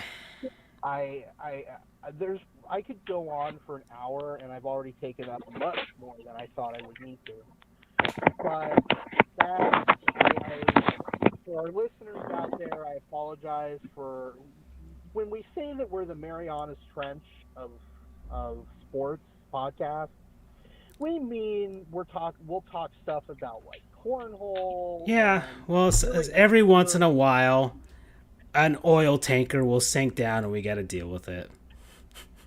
And I was gonna say that I apologize for turning this political, but I'm standing up for me. I am not apologizing. I kind of semi-turned it political in our You Go Girl earlier, so don't worry.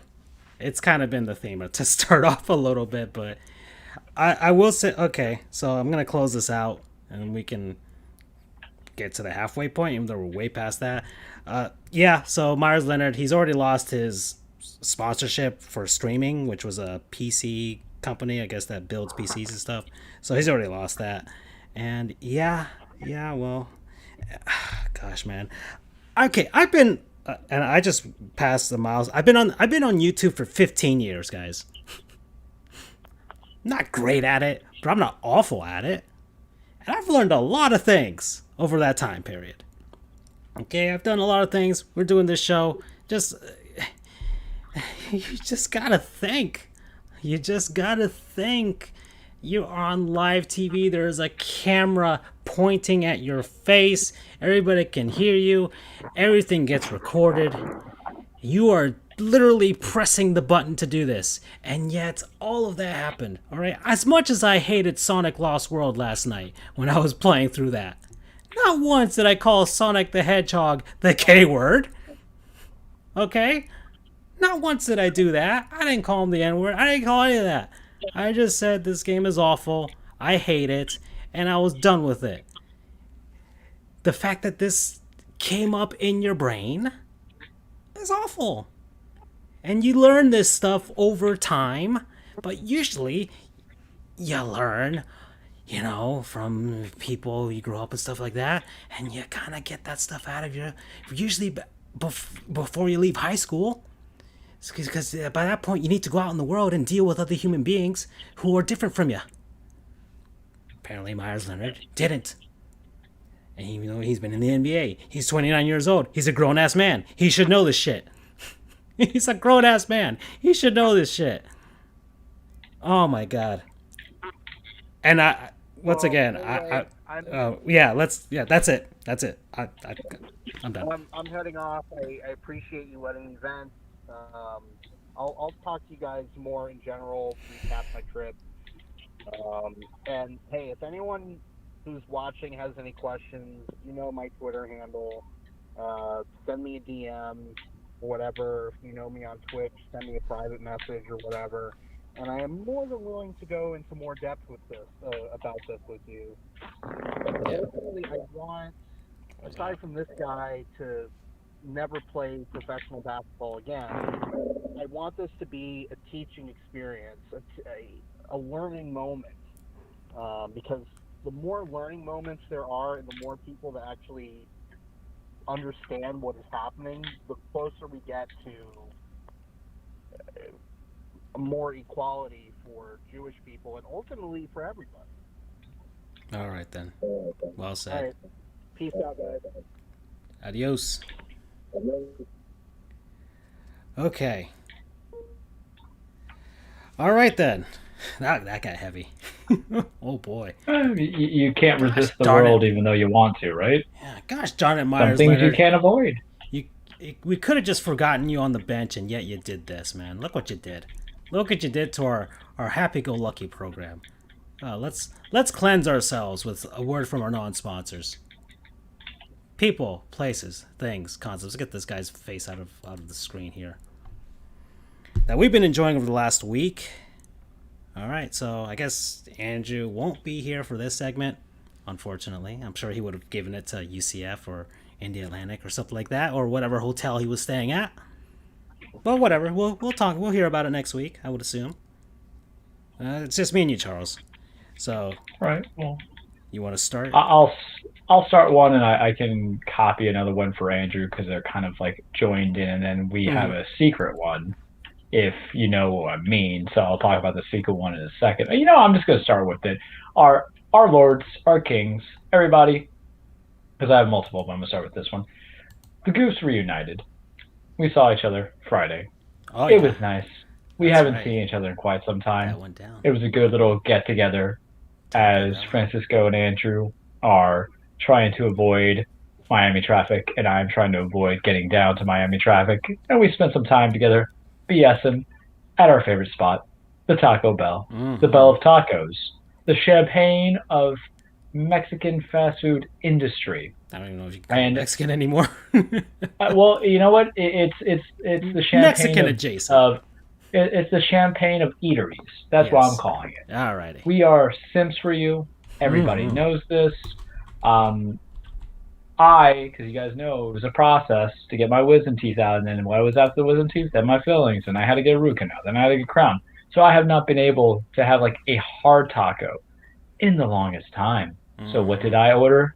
By golly, I ordered a bacon club chalupa combo. So I was able to get that deliciousness that was nice and warm for me with a Baja Blast, which I haven't had in some time because I eat kind of healthy and then I kind of don't eat healthy. But I haven't had I try to avoid the sugar drinks, really. That's actually just what's been helpful in my health and all that. But I was going to have that. And then I was able to have some hard tacos. Guys, I haven't had hard tacos in a year. Why? Because when I had my wisdom teeth, when I would bite down, it would just stab at the nerves. It was the most painful thing. Oof. I would rather take sitting on the testicle versus having a piece of a hard taco stabbing me into my nerves. It's a no bueno, boys. And I guess I'm so used to Andrew being there, I say boys. So, ladies and gentlemen of the world. And then I had a bean burrito, no onions for leftover for dinner that night. It was delicious. So Taco Bell, we always love you. That's, I guess, what would be the group non-sponsor, maybe Andrew's non-sponsor, as I'll encourage it there, because I have one of my own individual things. But I wanted to give them a shout out because they always seem to be there. But damn it, man, I don't know about you, but it was delicious. Muy delicious. Indeed. Taco Bell promo code champagne of fast food eateries. Okay. All right. Well. Okay. Yeah, that's a good one. That's a good one to start with. That's right. Yeah, kind of like a group thing and overall for all of us. Yeah. Mine. I'll do mine next. While you do yours afterwards. But so I went back home to see the folks and the nephew and the niece, and we went to a thing, and the thing is, of course, my non-sponsor this week, Dinosaur Adventure. Ooh. Guys, if anybody's been listening to the show for a long time, or the last almost 3 years now, we're about to get to our 3rd anniversary in 9 days, actually. So, yeah, that's a milestone that's popping up. Didn't even know that. Is that gonna wait? No, that's next episode's gonna fall like the day before that. The anniversary. Yeah, episode 96, almost 100 episodes. We have a secret guest. Yeah, that's an OG. Yeah, so Dinosaur Adventure is my non-sponsor, and yeah, guys, you've been listening the last 3 years. I love dinosaurs. I will drop anything and everything in this world to go see dinosaurs. Okay, if I ever were to become a father and my baby is about to be born and somebody's like, hey, Francisco, there are dinosaurs outside of the hospital, I'm leaving the hospital and I'm going to go see some dinosaurs. All right? My firstborn child does not trump dinosaurs because dinosaurs are awesome, folks. I went to Houston a couple years ago now. And after I was done with court, I looked on Yelp. I'm like, what is there to do around Houston? Some stuff. The Astros are cheats. Wait, there's a museum. The museum's got dinosaurs. And that's immediately where I went. So if there are dinosaurs along the way, there's a wonderful place called Dinosaur. There's a wonderful place called Dinosaur Land, I think, between Orlando and Tampa, just in that I-4 corridor. There's around there. You see some dinosaurs. Last time I was around that area, I had to do whatever I had to do in Tampa for a client, and then I was like, even though it was out of my way, I'm like, I'm gonna go see me some damn dinosaurs, and that's what I did. So the Dinosaur Adventure, they just were in West Palm Beach. They're about to hit Miami. I'm not one to double dip on dinosaurs, but you never know. Well, I already seen what I had to see, but yeah, they're one of these dinosaur tour things that they set up the models inside of like a convention center or something like that, and you walk around and you look at some dinosaur animatronics and models. And thanks to the virus, they can't do the indoor thing, but them and another company that I know called Dinosaur Quest, which I think was a non-sponsor beforehand, so this is my second dinosaur-themed one, but they will set it up in a giant parking area of the site was South Florida Fairgrounds, and you go, and it's like a giant drive-through. You just weave your way through the cones, and you stop at every single dinosaur. They have an audio tour that you play as soon as you get in there, so that you have like a quote-unquote tour guide, kind of like in Jurassic Park, except the T-Rex is not going to kill you unless you want it to kill you and you do something stupid. So yeah, there are plenty of dinosaurs in and around there, and the audio tour is pretty cool, and they tell you when to pause when you say, hey, press play when you're in the next stop. And so it was pretty cool. The nephew and the niece loved it. I loved it, of course. I took lots of photos of the dinosaurs. I was gonna send them to my nephew, but I forgot, and I've kept them for myself, which goes to show you who was enjoying the dinosaurs more that day. So unfortunately, I couldn't visit the dino shop because it was kind of separated there, and you had to get out and stuff like that. And it's in the actually, it wasn't that hot this past weekend in South Florida, so it's been lovely weather lately. But yeah, unfortunately, you can't do any of this stuff, the fossil casting, the crafts, the fossil dig, anything like that. But you can weave around in a giant parking lot. They're in Miami. They're going to visit Little Rock soon. If you see one of these, it's a good, nice outdoor activity that you can do while inside of your car. You can bring snacks, or usually the place that you're at, especially if it's like a fairgrounds, they'll have fair food if you're missing fair food. I kind of wanted to get some cotton candy, but I decided against it for my own health reasons. What is the best kind of fair food? Yeah, I mean, you can't beat a good corn dog. Can't beat a good corn dog, They had the funnel cakes too. But it's just that smell. You get that waft of the fair food. I don't know what it is, man. It is just intoxicating. It just calls to you for sure, and you can smell it from miles away too. Mm-hmm. That are some nachos. Oh, nachos, some cheese fries. I don't know what it is, but fair nachos. Mm-hmm. Some cheesy fries. Yeah, there's maybe even some good old-fashioned popcorn. Everything's so good. It's probably horrible for your health, but it's so good. Whatever chemicals they pump into it to make your taste buds get those acids or whatever that trigger your nerves to make it. But yeah, okay. Anyway, Dinosaur Adventure promo code. Hang on to your butts. It's a quote from Jurassic Park. Come on now, yeah. Samuel L. Good choices. Yeah, there we go. All right. And you have one more, Charles, for yourself, or I do, and it's kind of like a two-parter. So the next one will be to be continued next week. Look at that. We'll give you a cliffhanger, which is rare. I have hobbit feet.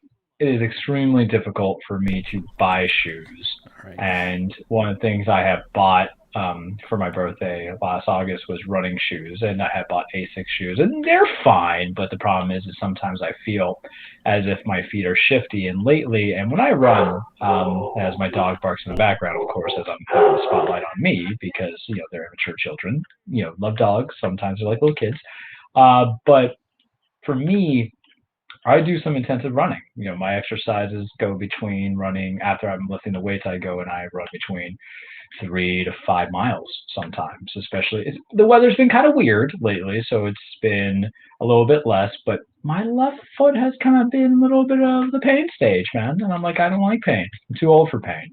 I feel like I was like, it's a plantar issue. Am I about to break it? Am I running wrong? Is it the shoe? So I'm like, all right, maybe it's time that I get another set of shoes, because the A6 that I'm wearing were not necessarily being sufficient to devoid of pain. Doesn't mean that they're bad. It just means that what they do is they're black and white. So anytime you have a black or white sneaker, that means it just gets elevated to a walking shoe, which is perfect because I've been wearing the same old Nikes for a bit. So I went to a specialty shoe place. My mother said, "Hey, why don't you go here?" So I went to Fleet Feet in Stewart, where I live, and they are pretty more of an intensive, hands-on shoe store that will kind of take examinations of your feet to see what exactly your sizes are. It's very educational. So they have me sit on this little, or not sit, but stand on this little, it's like a tray, as if I could call it for it. But they kind of did a 3D evaluation of my feet. They provided me with a copy of it. They told me what was wrong. Apparently I'm not a wide. Like I am a wide, but I'm not a wide. And I used to work at Payless, so my arrogant ass was thinking that I was a shoe master of all. But apparently my knowledge in feet probably goes to a fetish as opposed to knowledge. I don't know. We'll see. But it really matters, and we walk all the time. And thankfully, one of the upsides of working virtually is I don't have to stand up and go to work. But boy, the exercise is often. So they did the 3D analysis. Apparently, my left foot is a little bit bigger than my right foot. I do have a little bit of a wide foot on my right foot, and I have low arches, which I already kind of knew. But Chris over there and his wife Stephanie, Chris went over. So Chris, you get a pseudo shout out. But they went over, they examined my foot. They were really patient for me. And usually, man, shoe shopping for me takes like 2 hours because I got to try them on. I got to see how they are. If I feel a wobble, I can't do it, especially if it's like dress shoes, which is the worst. So he provided me with a pair of shoes. Stay tuned next week for that, possibly. But I was able to find something that fit, and I'd broken those shoes in. And the amount of time and effort, and listen, I've sold shoes for a living. And there are some people who I sold shoes at Payless for about 2.5 years, and there are people that you would spend all that time with, and if they didn't find the right thing or the price wasn't right, you missed all that time that you can't get back, right? It's not like they get commission or anything like that, but it is a process. So they were able to find me and set me up with the right pair of shoes. The one thing I have complained about runner shoes that aren't the big names is they're all kind of fugly, but beggars cannot be choosers, so I picked the lesser of all evils. But I was able to find a foot size or a brand that worked. I was able to become knowledgeable. Instead of what we did is we went narrow, but half a size or whole size up. So I'll keep that in my records. So it's kind of what you need, because guys, ladies and gentlemen, we walk a lot, we stand a lot, we are around a lot. So getting the right kind of feet, Disney can have Cinderella, but I'm Cinderella, and I'm also my own prince, and I got to find that right class slipper to slide onto my foot, because if I have bad feet, how am I supposed to make side money to pay back my bar exam or my bar dues and my law school tuition if I can't sell my feet on the internet? That's what I'm looking at. But Fleet Feet, Stuart, Chris, Stephanie, thank you very much for being available, because before I would have to buy my stuff at like Rack Room Shoes or what have you, or just order them all on Amazon. There's nothing worse than bad shoes, and good luck even trying to return some of those, because you do a test run on some shoes, they're going to be like, we can't give you anything for it. I'm like, ugh.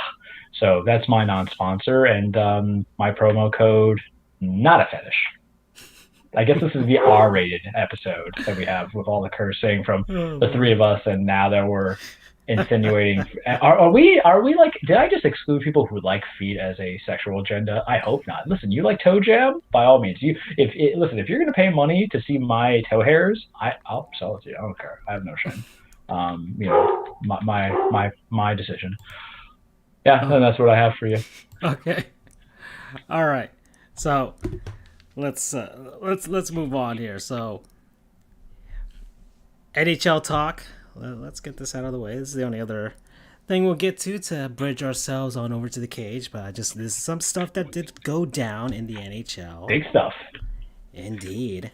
So let me get one out of the way. This is kind of semi you go girl, but the NWHL, which last month, if you guys remember, they were doing the Isobel Cup, which is their championship, at Lake Placid. And I think the moment that Andrew said that they would be having it and the schedule, the virus decided to take vengeance upon everybody. And they got it canceled. But not really canceled, postponed. And well, they finally have a new date for the suspended play, March 26th to 27th. So later on this month, but this time they'll be playing out of Brighton, Massachusetts. So the games will resume just later on this month. other thing. Tom Wilson. You guys remember earlier I talked about me watching the Boston Brewers versus the Washington Capitals. Well, something went down in that game. Tom Wilson, he got suspended because of a hit that he made on Brandon Carlo during that game. It was quite serious, to say the least. So let me show that to you guys here on the video version, on the podcast version. I will describe it as soon as I put it on here. I'm sure YouTube is going to love us posting this, and we'll see if the NHL suspends us on YouTube because they'll put in that nice copyright infringement strike or whatever. You never know. But hey, man, we get 3 strikes. We only have 1. Okay? We're just working the count right now. So I will type in Tom Wilson. Oh, there's immediately suspension hit. So let's see. Of course, there's a advertisement for Wnba, which is an Airbnb competitor. So we've used it before. All right. So here's the play. The Bruins were here, and the puck was thrown deep into the corners on the Bruins end of the ice. Brandon Carlo was out there playing the puck, and then and of course Jakub Vrana there as well, being a fucking asshole, cross-checking the guy after he got hit. I'm surprised he didn't get suspended, but they're trying to get him off the ice, and you see them struggling to regain his wits there. But Tom Wilson has a history of this. Charles, a little learning goof here. He is still considered one of the dirtiest players in the NHL. He hasn't been suspended since 2018, but just because you haven't been suspended for anything doesn't mean you haven't been doing little dirty things in between. You know what I mean? Yeah, So, right. all right. Can't admit to anything with Andrew being the drug dealer over in Wnba. So he's still a problem player, and this just popped up. He received a 7-game suspension. Of course, a lot of NHL fans don't like Tom Wilson, so some people don't think it's enough. And of course, every single Capitals fan, including the Capitals announcers who were calling this game, were like, that's just hockey. It's a clean hit. And like I said, technically it is. Technically, Tom Wilson could lay the hit on Carlo at that time because Carlo was playing the puck. He still was in semi-possession of the puck. It wasn't like the puck was completely out of the play.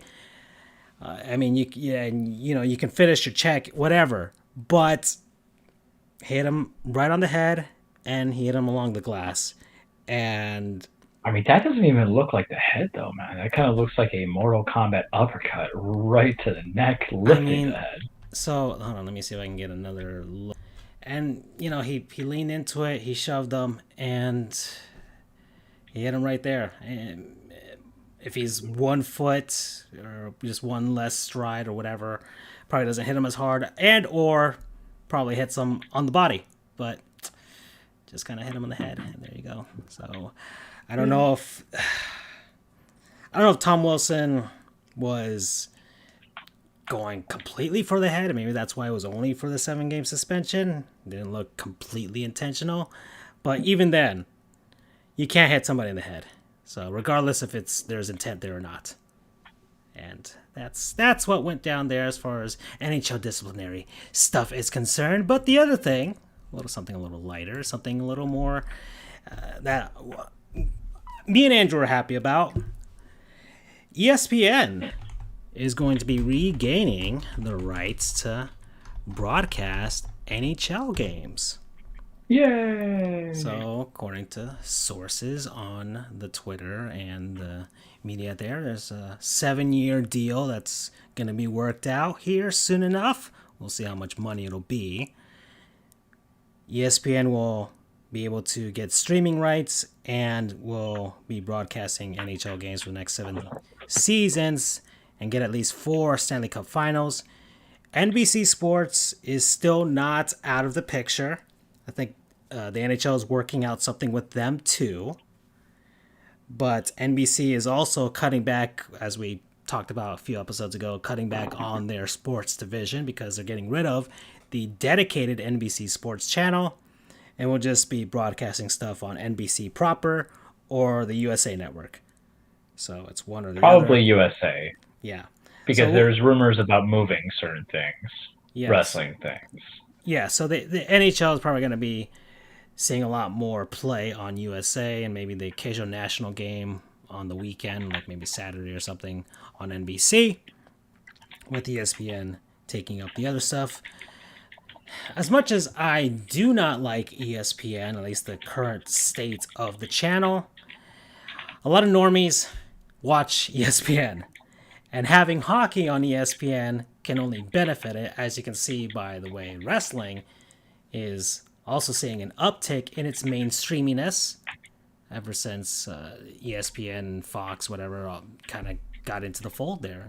You see a lot more tweets about wrestling, and we'll see a lot more tweets about ESPN, and of course there are going to be people who will be like, oh, not a sport and things like that, and just but it still broadens the appeal of the sport and more options. And I don't like the quality of the way that NBC Sports has done things over the past 10 years that they've had this deal of exclusive U.S. broadcasting rights.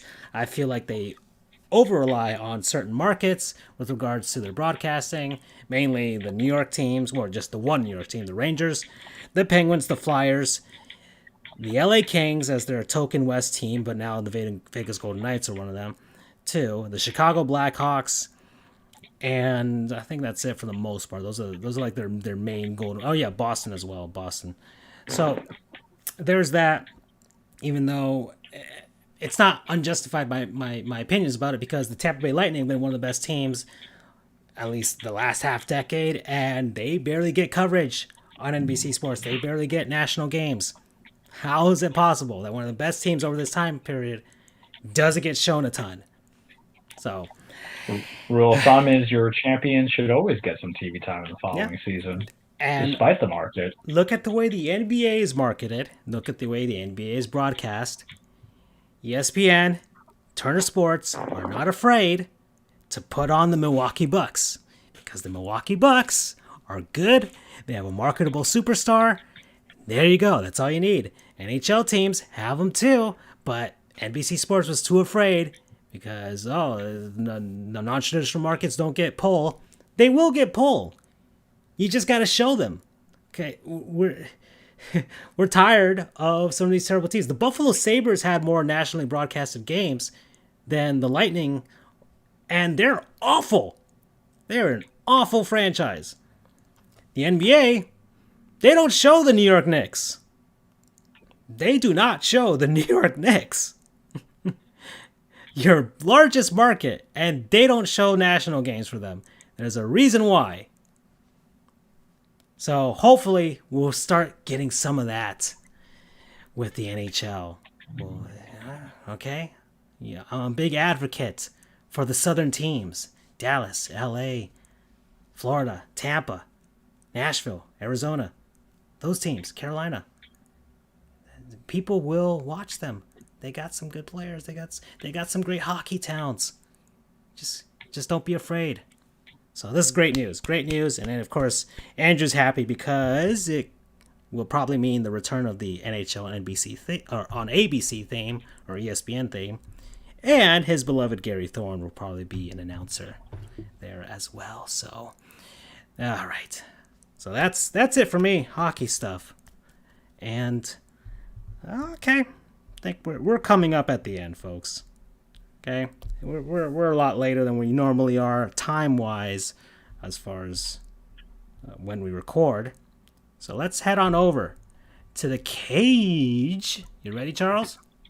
Whew, I'm ready, and I'll tell you now. Spoiler alert! It's gonna be feedbacky. Welcome everybody to your weekly Triplex the Cage with Charles. this is where we talk about that wrestling love, right? That wrestling love we have, but what do we always put out there, Francisco? Couple of disclaimers. Now, disclaimer, wrestling is not fake. It is scripted. It is a song. It is dance. It is poetry, emotion. It's a stage fight. It's stage brutality for fatalities. It's a story about men and women chasing championships. It is about, men and women just want to beat the crap out of each other. Men and women want to change the perceptions of the wrestling world to all the fan bases. Everything that you can think of, it is. It is united. It is bonding. Football players like wrestling. NBA players like wrestling. NHL players like wrestling. Lawyers like wrestling. And you will too eventually. Big stuff that we're talking about.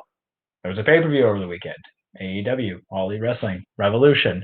That's going to be a lot of bread and butter. The only reason why I'm kind of going to is to get everybody, the two people that are listening, invested into it. To gloss over a few things, New Japan doing their New Japan or their Japan Cup. As you know, whoever wins that gets to challenge Kota Ibushi for the now unified titles, which is now the New Japan World Heavyweight Championship. As I know, matches that happened, I believe Tomohiro Ishii went against Sanada. Sanada won. They're still going through certain the brackets. I watched some of it. I don't have New Japan World. I might because, WWE is being a pain in the butt for a second, but their user interface is always kind of tough. But I'm always excited for these tournaments, even though they have it there. Prediction, because April 4th is going to come around a lot closer. I think the finals are done around mid-March or the end of March. So I'll just make my prediction now. It's going to be Shingo Takagi. I believe Shingo Takagi is going to go against Kenta. Next round, they have Jeff Cobb versus Evil, which should be interesting. Evil's done, basically, so let's see if we can give Jeff Cobb his momentum, give you the tour of the islands, as they say. I'm a big Jeff Cobb guy just because he looks like a bulky dude. I love it. But those are always kind of good to watch. What I sent you some, guys. I sent you the one of Minoru Suzuki beating the hell out of I don't know people's names. I have like a Hispanic name. You think I would pronounce it? I watch anime. You think I could pronounce some Japanese names? You are wrong, good sir.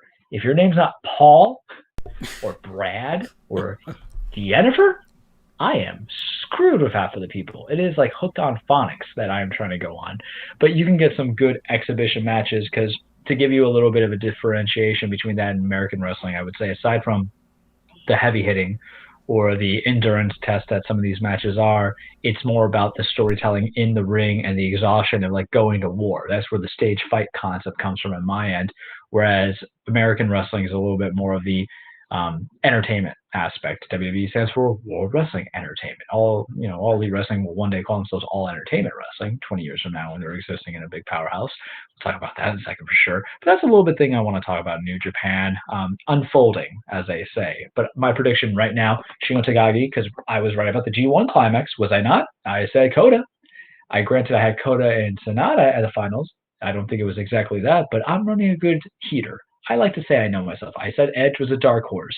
He won the Royal Rumble. I'm going to run with this, dude. Let me have this. Let me have my moment. WWE, Road to WrestleMania. Fastlane still has not defined itself. Some bad storylines. Bobby Lashley got a badass new entrance as the Almighty Era began. It's all probably going to be for now when he loses to Drew McIntyre at WrestleMania because, Vince hates me. He just hates me. Like Bobby Lashley, look at the man. It's basically what you think Adonis looks like. He has like this little orange lightning coming out of his entrance. He's just a badass. He has MVP doing his mic work. We love it. Let the world see this man's graciousness. And I like the story that he went 16 years of hard work to finally get back to title. Left the company, came back, and damn it, man, does that WWE Championship just look fitting on him? Doesn't it? It totally does. Plus, him having the main belt makes the stable look good because Cedric Alexander and Shelton Benjamin have the Raw Tag Team titles. Haven't been doing anything with it. I'm not crazy about it. Calling prediction right now, Viking Raiders come back and take those titles off of them because not everybody can hold a belt for a long time. But Lord Jesus, whoever's out there, Spanish voodoo powers, convince Vincent Kennedy McMahon to not have this specimen that is Bobby Lashley lose the damn title to Drew McIntyre again. I can't deal with Drew having the title 3 times in 1 year. You're a weak champion, in my opinion. You're averaging a title reign per each 4 months, but you're not doing anything, even though it's been longer. Point being, don't devalue the title anymore. Look at this hulking specimen. Let him hold on to it for a little bit longer. NXT is a must watch tomorrow. It's a must watch because you have not 1, but 2 titles being defended. And here's the thing about NXT. They have a little bit more pay-per-views than AEW does, but man, have they been delivering on free television. Because last week, I'm going to give the shout out now. Finn Balor versus Roddy Strong, because, they're all part of the same storyline where Finn pseudo led to the Undisputed Era breaking up. Adam Cole's the one who super kicked everybody. Shout out right now. Finn Balor, Roderick Strong, chef's kiss. Chef's kiss. I couldn't stand up after the match was done. I was afraid I was going to poke one of my dog's eyes out. It was just fantastic to watch two great technical wrestlers who know how to strike, to hold, to storytell. Just beautiful. And at the very end, Adam Cole comes out because what's tomorrow? Adam Cole versus Finn Balor, number 3. They met twice. Once when Adam Cole was champion and there was some interference and then he retained the title over Finn Balor. Second time is when, remember, there was we did a watch special of it when there was the Fatal 4-Way Iron Man match for the vacant title back in September.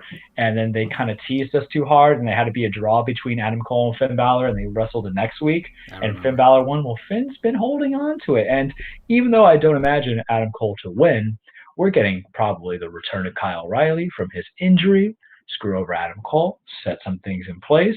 It's all about storytelling, but the guys can go. They have good chemistry. The mic work has been decent.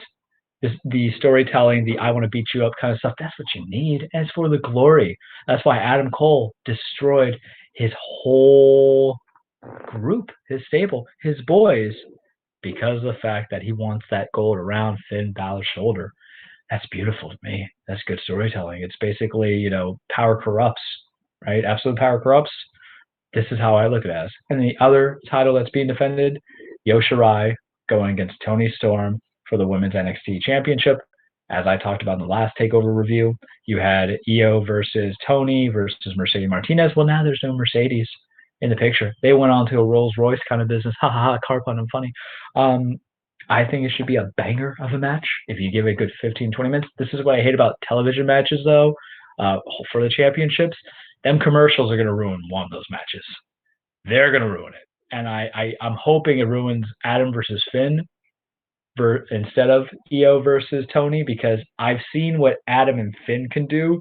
So there's certain points that you can kind of take a break from. Because here's the thing.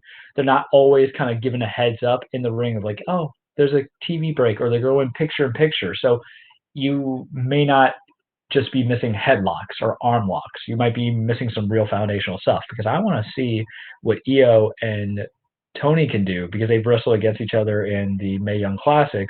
That's all fine and dandy. That's like 3 years ago. You have new personas. You have new abilities. You have new everything. Let's make it good. Moving forward, there was a pay-per-view over the weekend.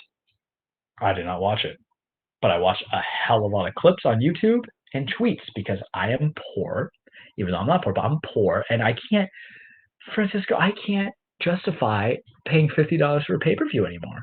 I don't do it in boxing. I don't do it in UFC fighting. I can't do it in wrestling. I'll do it in gaming, but I get hours of longevity. And I don't even play those games fully, right? I just buy them so they can collect dust. But with the WWE Network, which is now going to Peacock, and we'll do that for a different segment because next week will be the transition, so I'll give you guys like my input on it the week after, because there's going to be some issues. I'll just say it right now. But $10 a month I would pay for a pay-per-view. $50 is too outrageous. But there was AEW Revolution, and I was just streaming that stuff to you for the most part in the chat about like crazy stuff that happened. So I'm going to kind of take it from the top to kind of do to the best ability, because I won't say pirate, but I will say I found ways to watch majority of matches. So I'm just going to kind of go on through until I get to the big part. You hopped on of Reddit what the and problem. You just visited some boards. Oh yeah, on some stuff. So Young Bucks versus Chris Jericho and MJF. AEW Tag Team Championships are on the line. Pretty standard, generic wrestling match. Wasn't bad. I would say the storyline is that Jericho and MJF beat up Papa Buck, as I call him, as he's called everywhere, really. The Young Bucks' father, and they got their revenge. Young Bucks beat them clean. 1, 2, 3, that's it. Match was good. The problem with AEW is that what's your big picture? Because if you're utilizing all this to break up the inner circle, which you already have Sammy Guevara believe, now you're just left with Proud and Powerful, Santana and Ortiz. You're left with Jake Hager. You're left with Jericho. You're left with MJF and Wardlow, who had to join because that was a match that a different pay-per-view that they had. I don't know if it was pay-per-view or if it was Beach Bash. It's so many stuff, too much wrestling going on. I can't do everything at once and remember everything, guys. But if we're just doing this to kind of push forward a bigger story that didn't necessarily need a title, because what have I been complaining about for the longest time? My whole thing is saying that we need to see what the young upstarts can do to be put over. Instead, we're doing this big cross-brand invasion. That's all you've been hearing me talk about for AEW for a couple weeks. So now I'm glad that I have some material to really go on. But tag team match was fine, nothing bad. Casino Tag Team Royale, oof. I like the winners. Pac and Phoenix doing, or Pac and Phoenix. I'm thinking Tupac, obviously. You know where my roots are. They're part of Death Triangle. They won the Casino Tag Team Royale. What that means is they get a number one contenders match in the future against the Young Bucks. They might win it. That'd be surprising, even though I think the Lucha Bros, which is Rey Fenix and his brother El Pento Zero M, because God knows he's got so many different names. I just call him Penta, are actual tag team brothers, but whatever. It's fine. He was in a different match that was actually pretty decent but funny. You saw the botch that I sent you, right? Of Jungle Boy eliminating Evil Uno by doing a Hurricanrana off the top, and Evil Uno was not in position, and he ran to the steel post to force himself to be eliminated. Just type in Evil Uno and people will know. I like Evil Uno. Follow us on Twitter. Let's see if I can find it on here at least. It was not necessarily a good look, because ideally what happened is part of these guys are the indies, and the indie ways kind of get stuck with you, where if a mistake happens, you're not hoping for a noticeable mistake. I don't know if to you see occur. this Impractical Oh, Jokers yeah, I'm thing. watching it right now. Yeah. Okay, make it look good. But these guys need to learn how to improvise, because if you're looking on the screen, he was in the middle of the ring compared to where the actual post was. So he basically, instead of just taking the bump and look like he got hurricanranaed off into the middle and fell to get eliminated, it does not connect. It doesn't move his body fully. It doesn't get the right trajectory. And he basically, Usain bolts it all the way into the post. So it's like, damn, man, here we go. That's bad. That is no bueno. It just didn't fit. It was Marco Stunt, not Jungle Boy, sorry. But this is what the people like Tom Segura, who thinks that you're an idiot if you watch wrestling, has his validation on. And he's right. No one. I enjoyed it. I saw some tweets like, "Oh man, rest in peace to the people who paid $50 for this." Yeah, it was very divisive This looks like between people. This looks like a video game character glitched out. I wouldn't even say it's that. Evil Uno, I love you. I follow him on Twitter, but it's not his fault, right? It's the whole idea that we got to train these guys to be kind of more. And mind you, Uno's been probably doing this for decades, close to it. But it's the whole mantra of, let's not make it seem like it's children at play. Let's make it seem like it's pros, because that's not a good look, man. You and I both know that's not good. Moving on, we had Hikaru Shida versus Ryu Mizunami. That's right. My Hero Academia paying off. So remember, there was a women's eliminator tournament where you had the women's in the U.S. meeting up, going against matches, and against the women in Japan meeting up, going against matches, and whoever wins against Hikaru Shida, who is the AEW's Women's Championship. I was wrong. I thought it was going to be Thunder Rosa. Obviously, it wasn't Thunder Rosa. It was Ryo Mizunami. I don't know anything about her. I can't say I know anything about her. I don't know everything coming into it. The match was a little stiff and slow, but then kind of build up into it, and Shida won. Who is the woman that's going to win this title off this lady? And I like Shida. Aside from being a fighting champion, there's stuff that's appealing about her because her wrestling level is a bit advanced compared to some of the other people who are still green. But if it's Thunder Rosa, why are we delaying the inevitable? It could be because of her contract for NWA, which is a small program, National Wrestling Alliance, used to be a big thing in the 80s and early 90s.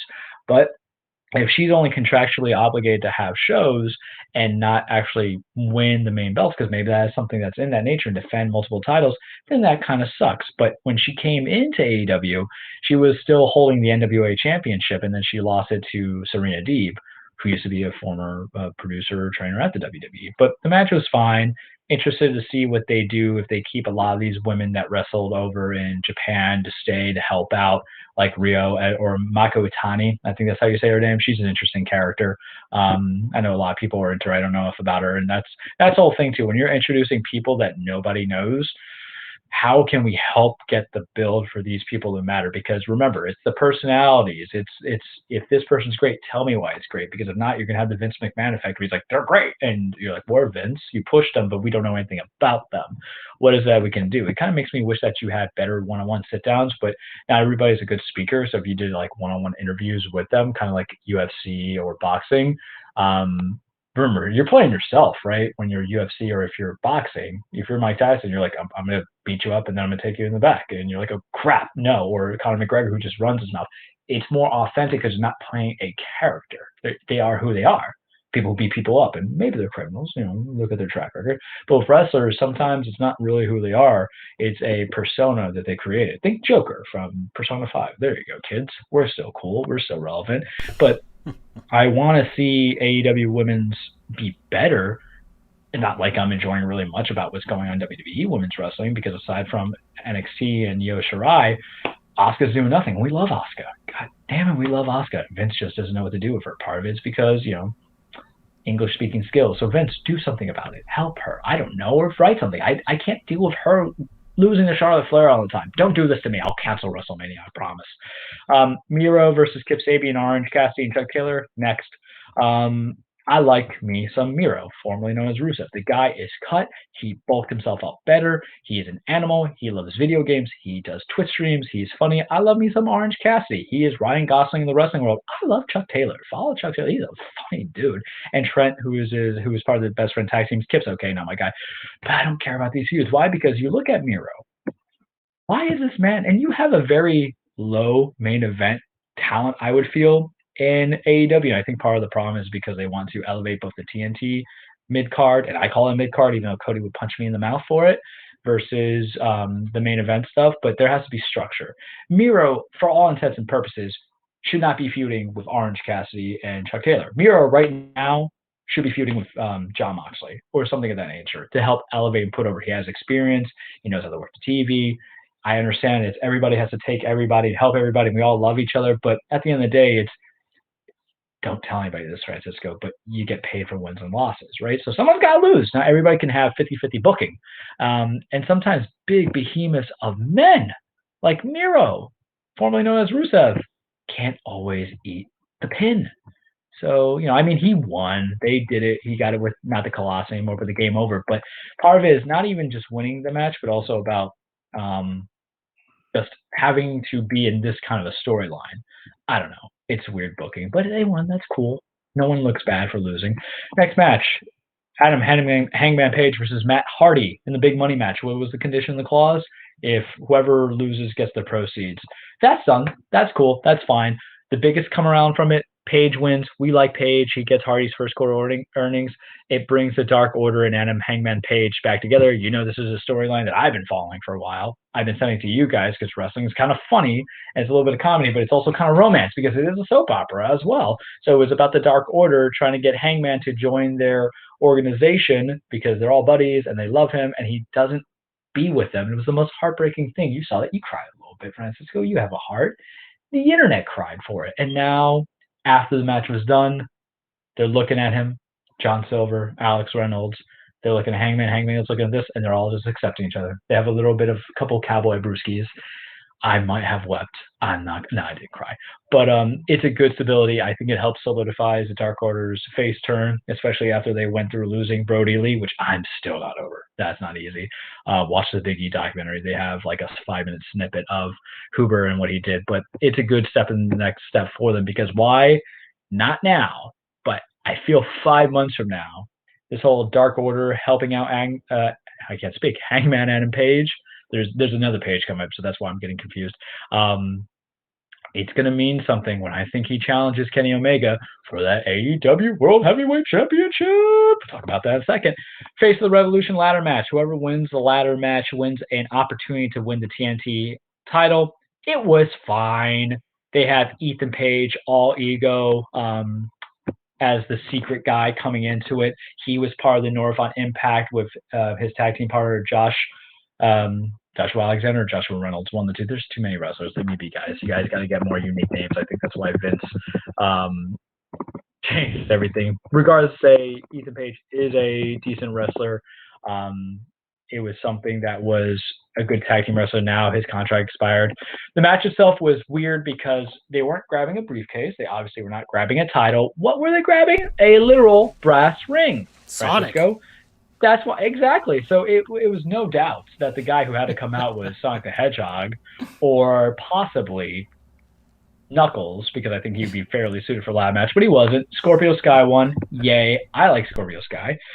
He will go on to face Darby Allin at some point. I think that will be good. Penta did a Canadian Destroyer on a Cody on the ladder. That was interesting. Lance Archer didn't do anything really. Max Caster's bleh. I'm not about his style. I think he's okay. I think here's the thing about me. I think everybody's good in all forms of wrestling. Because sometimes I feel like you might be good as a talent in the ring, but you might not be good on the mic, or vice versa. There's only a few people that are just legitimately bad, and I'll tell you if you're bad. Water Sullivan's bad. That's why he's not in the company anymore, amongst so many other reasons. But there's some people that were just not necessarily good. But Max Caster, maybe I need to see more out of you. Right now, his tag team partners, they just took this from that. But look at that brass ring. It's like a donut. The biggest surprise, but it was predicted. Christian is now with All Elite Wrestling under Christian Cage, which was his Impact Wrestling name. So Christian came back at the Royal Rumble. They had that moment where he hugged Edge. I was very, sad and emotional, and I cried. It was beautiful. But now he's on AEW, which I kind of predict would happen because Christian didn't get the proper send-off. And remember, wrestling is an addiction. It's an addiction. You're about it. If you're a wrestler, you're on the road. You go on it until you can't go anymore. I feel like this is a meaningful thing for three wrestlers we're going to talk about right now. It's the same thing for Edge, who had all those neck surgeries and was out for 9 years and came back.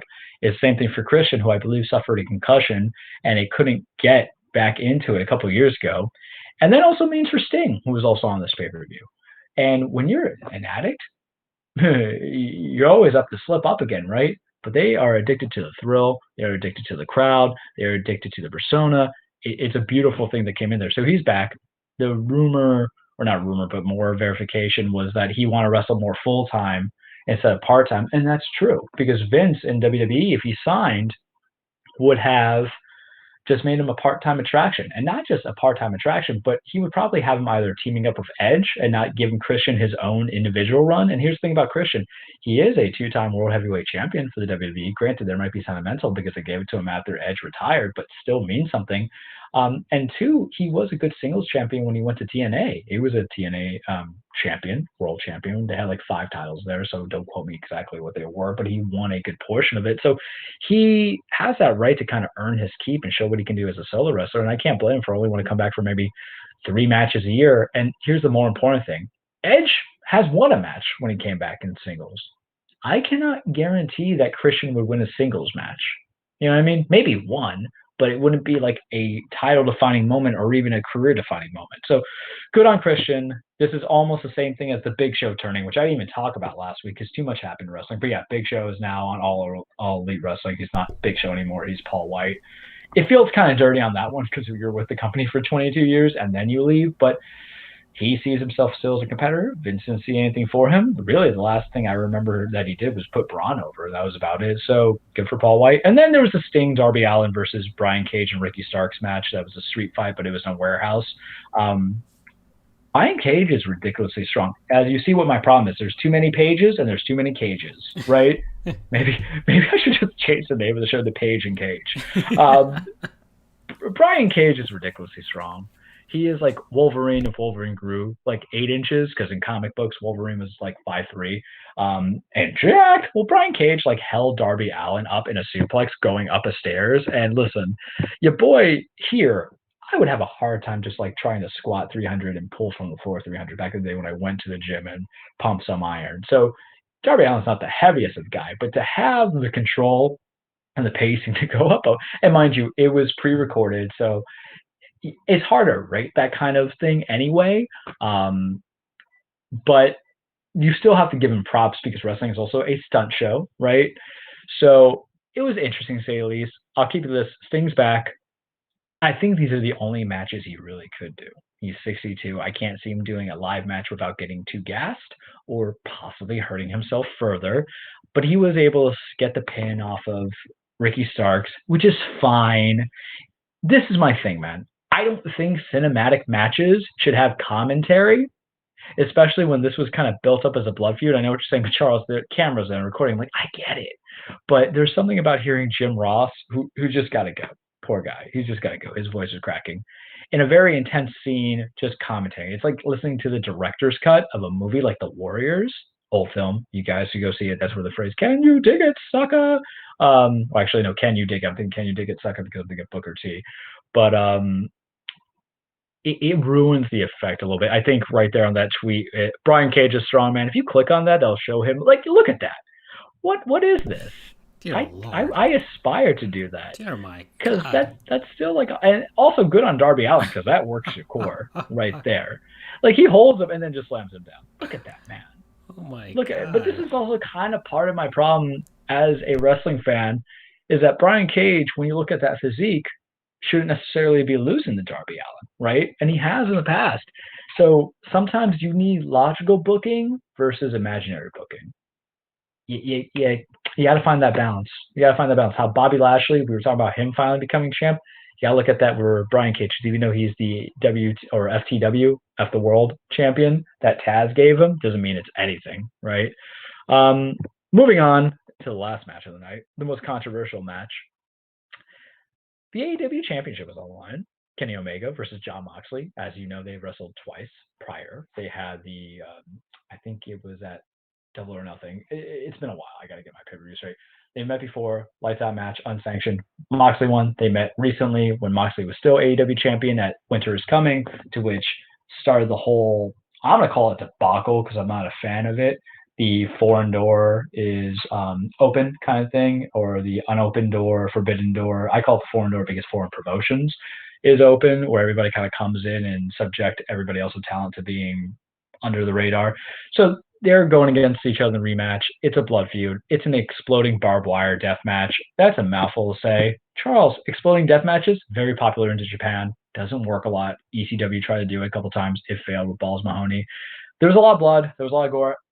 For the snippets that I saw, I did not mind it. I actually found that anytime there was a use of an explosion was the tacky part because it just looked like stuntman pyro. But the use of the barbed wire, the use of the barbed wire bats, Kenny throwing pocket sand, basically, Dale gribbling it into John's eyes. Here we go. I loved it because Kenny's a heel. This is supposed to be dirty. This is supposed to be anything goes. I think the ref dressing up like the Willy Wonka factory or Mr. White is great. But you look at those pyrotechnics that, yeah, and listen, wrestling is escapism, the same way the movie theaters was. You know, we say was because God knows I'm not going to a movie theater for a while. But it's not something that makes me think too crazy. I've had, like, you know, the fissures of a bottle rocket. It doesn't really hurt that, guys. It's not like it's M80 blowing up your hands or Black Cat. Yeah. But the barbed wire, I don't know how I feel about death matches. How much gore do you want? Because if I say it's a stage fight and I say it's about men and women beating the hell out of each other and hating each other, this verifies it. But not everybody can stand the gruesomeness of it. But if it's a fight, it's a natural production because it's hypocritical when I think fans are like, oh, it's not my style of wrestling, I don't like it. But if you watch boxing, there's dudes who are bleeding from the mouth, cut on the eye, gruesome cuts too. Like if you've seen the cuts that come from being jabbed repeatedly over and over again, it is disgusting, man. It is like a horror movie. And then UFC fighting, you know, how you see people get their nose busted up and broken. So I appreciate wrestlers who are willing to bleed and almost die for me at the end of the day. The same way I'll appreciate Jeff Hardy, who's not my favorite wrestler, but Jeff will die in that ring for my entertainment. I will appreciate Jon Moxley for basically going crimson for me, and Kenny Omega. Kenny wins. There was interference because there's always interference. What I will give Moxley as the coolest way to protect the finisher, when I say protect the finisher, makes it, you know, not kick out. It's so powerful. It's like the end all be all. It's the final flash, is a Kamehameha wave.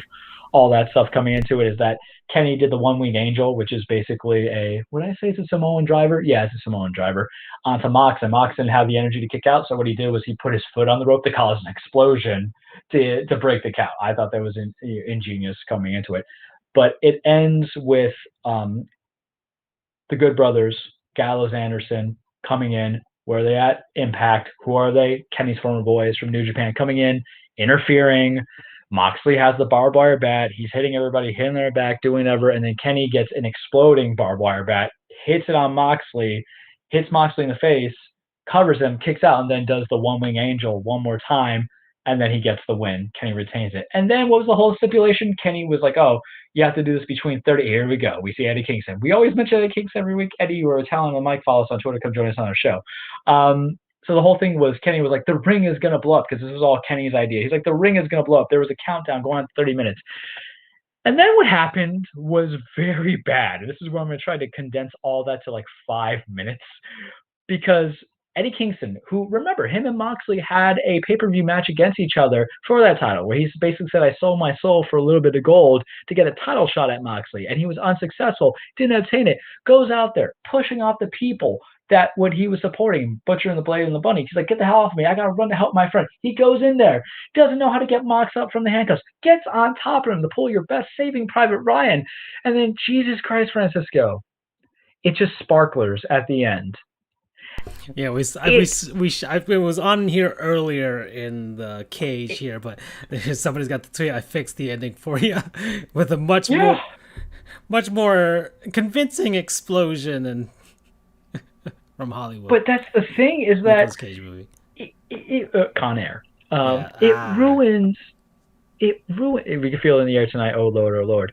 It ruins like Eddie's face turn, in my opinion. It was just terrible. And I understand Tony Khan saying, well, what did you want me to do? Like, blow the guy up? There's only so much we could do. But this is when you have to learn to call an audible. This is where you have to learn to be creatively controlled as opposed to free and not have everybody interfering. There's rumors that Kenny Omega was upset about this, because Kenny is an executive in the organization. And they even went so far as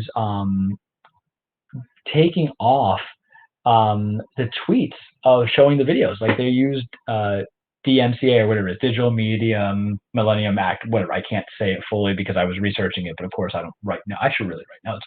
Basically, they were taking off some stuff there. But imagine you're paying $50 for this, and then you get the sparklers. And what ruins it is that Eddie's selling it like it's bombs dropping off. Excalibur, the other announcers, they're selling it like it's the worst. And you don't even have, maybe the better way to solidify like Kenny's heelish behaviors, have him and Don Callis come out laughing, saying, you're an idiot. You really thought I was going to do that? Ha ha ha, joke's on you. Something like that. Not a single bit of it. It just goes to the end. And at the very end, after the match, Moxley gets on the mic and says, boy, I tell you, Kenny is a tough SOB, but he sucks at blowing up a ring. And the thing about Mox is he was in WWE for a while, so he understands about the whole, never leave them kind of on this kind of level. And then Bully Ray, who is the former Bubba Ray for, the Dudley Bros, or the Dudley Boys. I don't know. There's too much going on. The Devon Dudley, Bubba Ray, Dudley, all this stuff, because he went through a lot of different names. And so my brain hits at one point like electricity. He quotes Vince McMahon on Twitter, and he says, never leave. Vince says the only thing they remember is the finish. Boy, were they right. Were they right on this one? Because it's talk about the finish of a match and the finish of a card. And I think about WWE's big blunder, two big blunders. And they both involve The Fiend. And what do I remember is Hell in a Cell 2019. There were some great matches that were on that card. But what do I remember? Seth Rollins winning but getting disqualified in the Hell in a Cell match because he used a sledgehammer on The Fiend to beat The Fiend. So what? So he loses in a no DQ match? Same equivalent to what do I remember in the Saudi pay-per-view of The Fiend losing to Goldberg. That's what you remember. So to have this match, it was very good. Lose on something like that or end on something like that hurts. And also that's how you ended your pay-per-view. Very split. Everybody thought it was lame or stupid or uncreative. I think that hurts, man, because the pay-per-views have not been as consistent. The matches, there's been some matches that are good, but when you pay $50 a month, you want top to bottom, finesse, great stuff, quality, like Taco Bell. Instead, what we got was the Walmart bean burritos that you would just pay and, buy and go put them in the microwave. They're not even gas station burritos, which are sometimes okay. Listen, I'm just going to say it right now. They're not bad. But you're talking about the El Taco kind of ones that you have to get at Walmart, that you get a whole bundle for like $4 for a pack of 24 when you're a young starving law student and you don't have money to buy real food. I've been there. It fills you up, but it doesn't really leave a pleasant taste in your mouth. And that's what I got for you in this very long extended Revolution edition of the Cage with exploding barbed wire.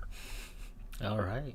Okay. Well then. What are your thoughts? Because that was you saw Little Fizzle. Does it not make wrestling a little bit more comical than it should be unintentionally? Yeah, that looks like somebody did not have enough money when they headed over to the fireworks shop. That's all they could afford. Can I make you laugh? One thing, Vince McMahon trolled them last night on Raw because they're continuing that feud with Alexa Bliss and the Fiend and Randy Orton. So she had Pyro come up at the end of the match, and I thought that was like a great, fu at the end of the way to go for it because they were doing. Oh, it was such a good dig. Like, it was like real fire because Vince was probably laughing because everybody makes mistakes. And I think what happened was AEW got legitimately punched in the mouth the first time, I would say, when it came to a pay-per-view. Okay. All right. So that's it for us tonight. Thanks, everybody. We'll get this up and running for podcast version. So thanks to Podcorn for sponsoring us yet again. Plug that into the non-sponsor section before or afterwards. I'm not sure. We'll figure it out. And yeah, well, that's it. We're done. Like, comment, share, subscribe. I have no idea. Just follow us on things and, check us out. And all right. So have a good night. Ciao. Take care.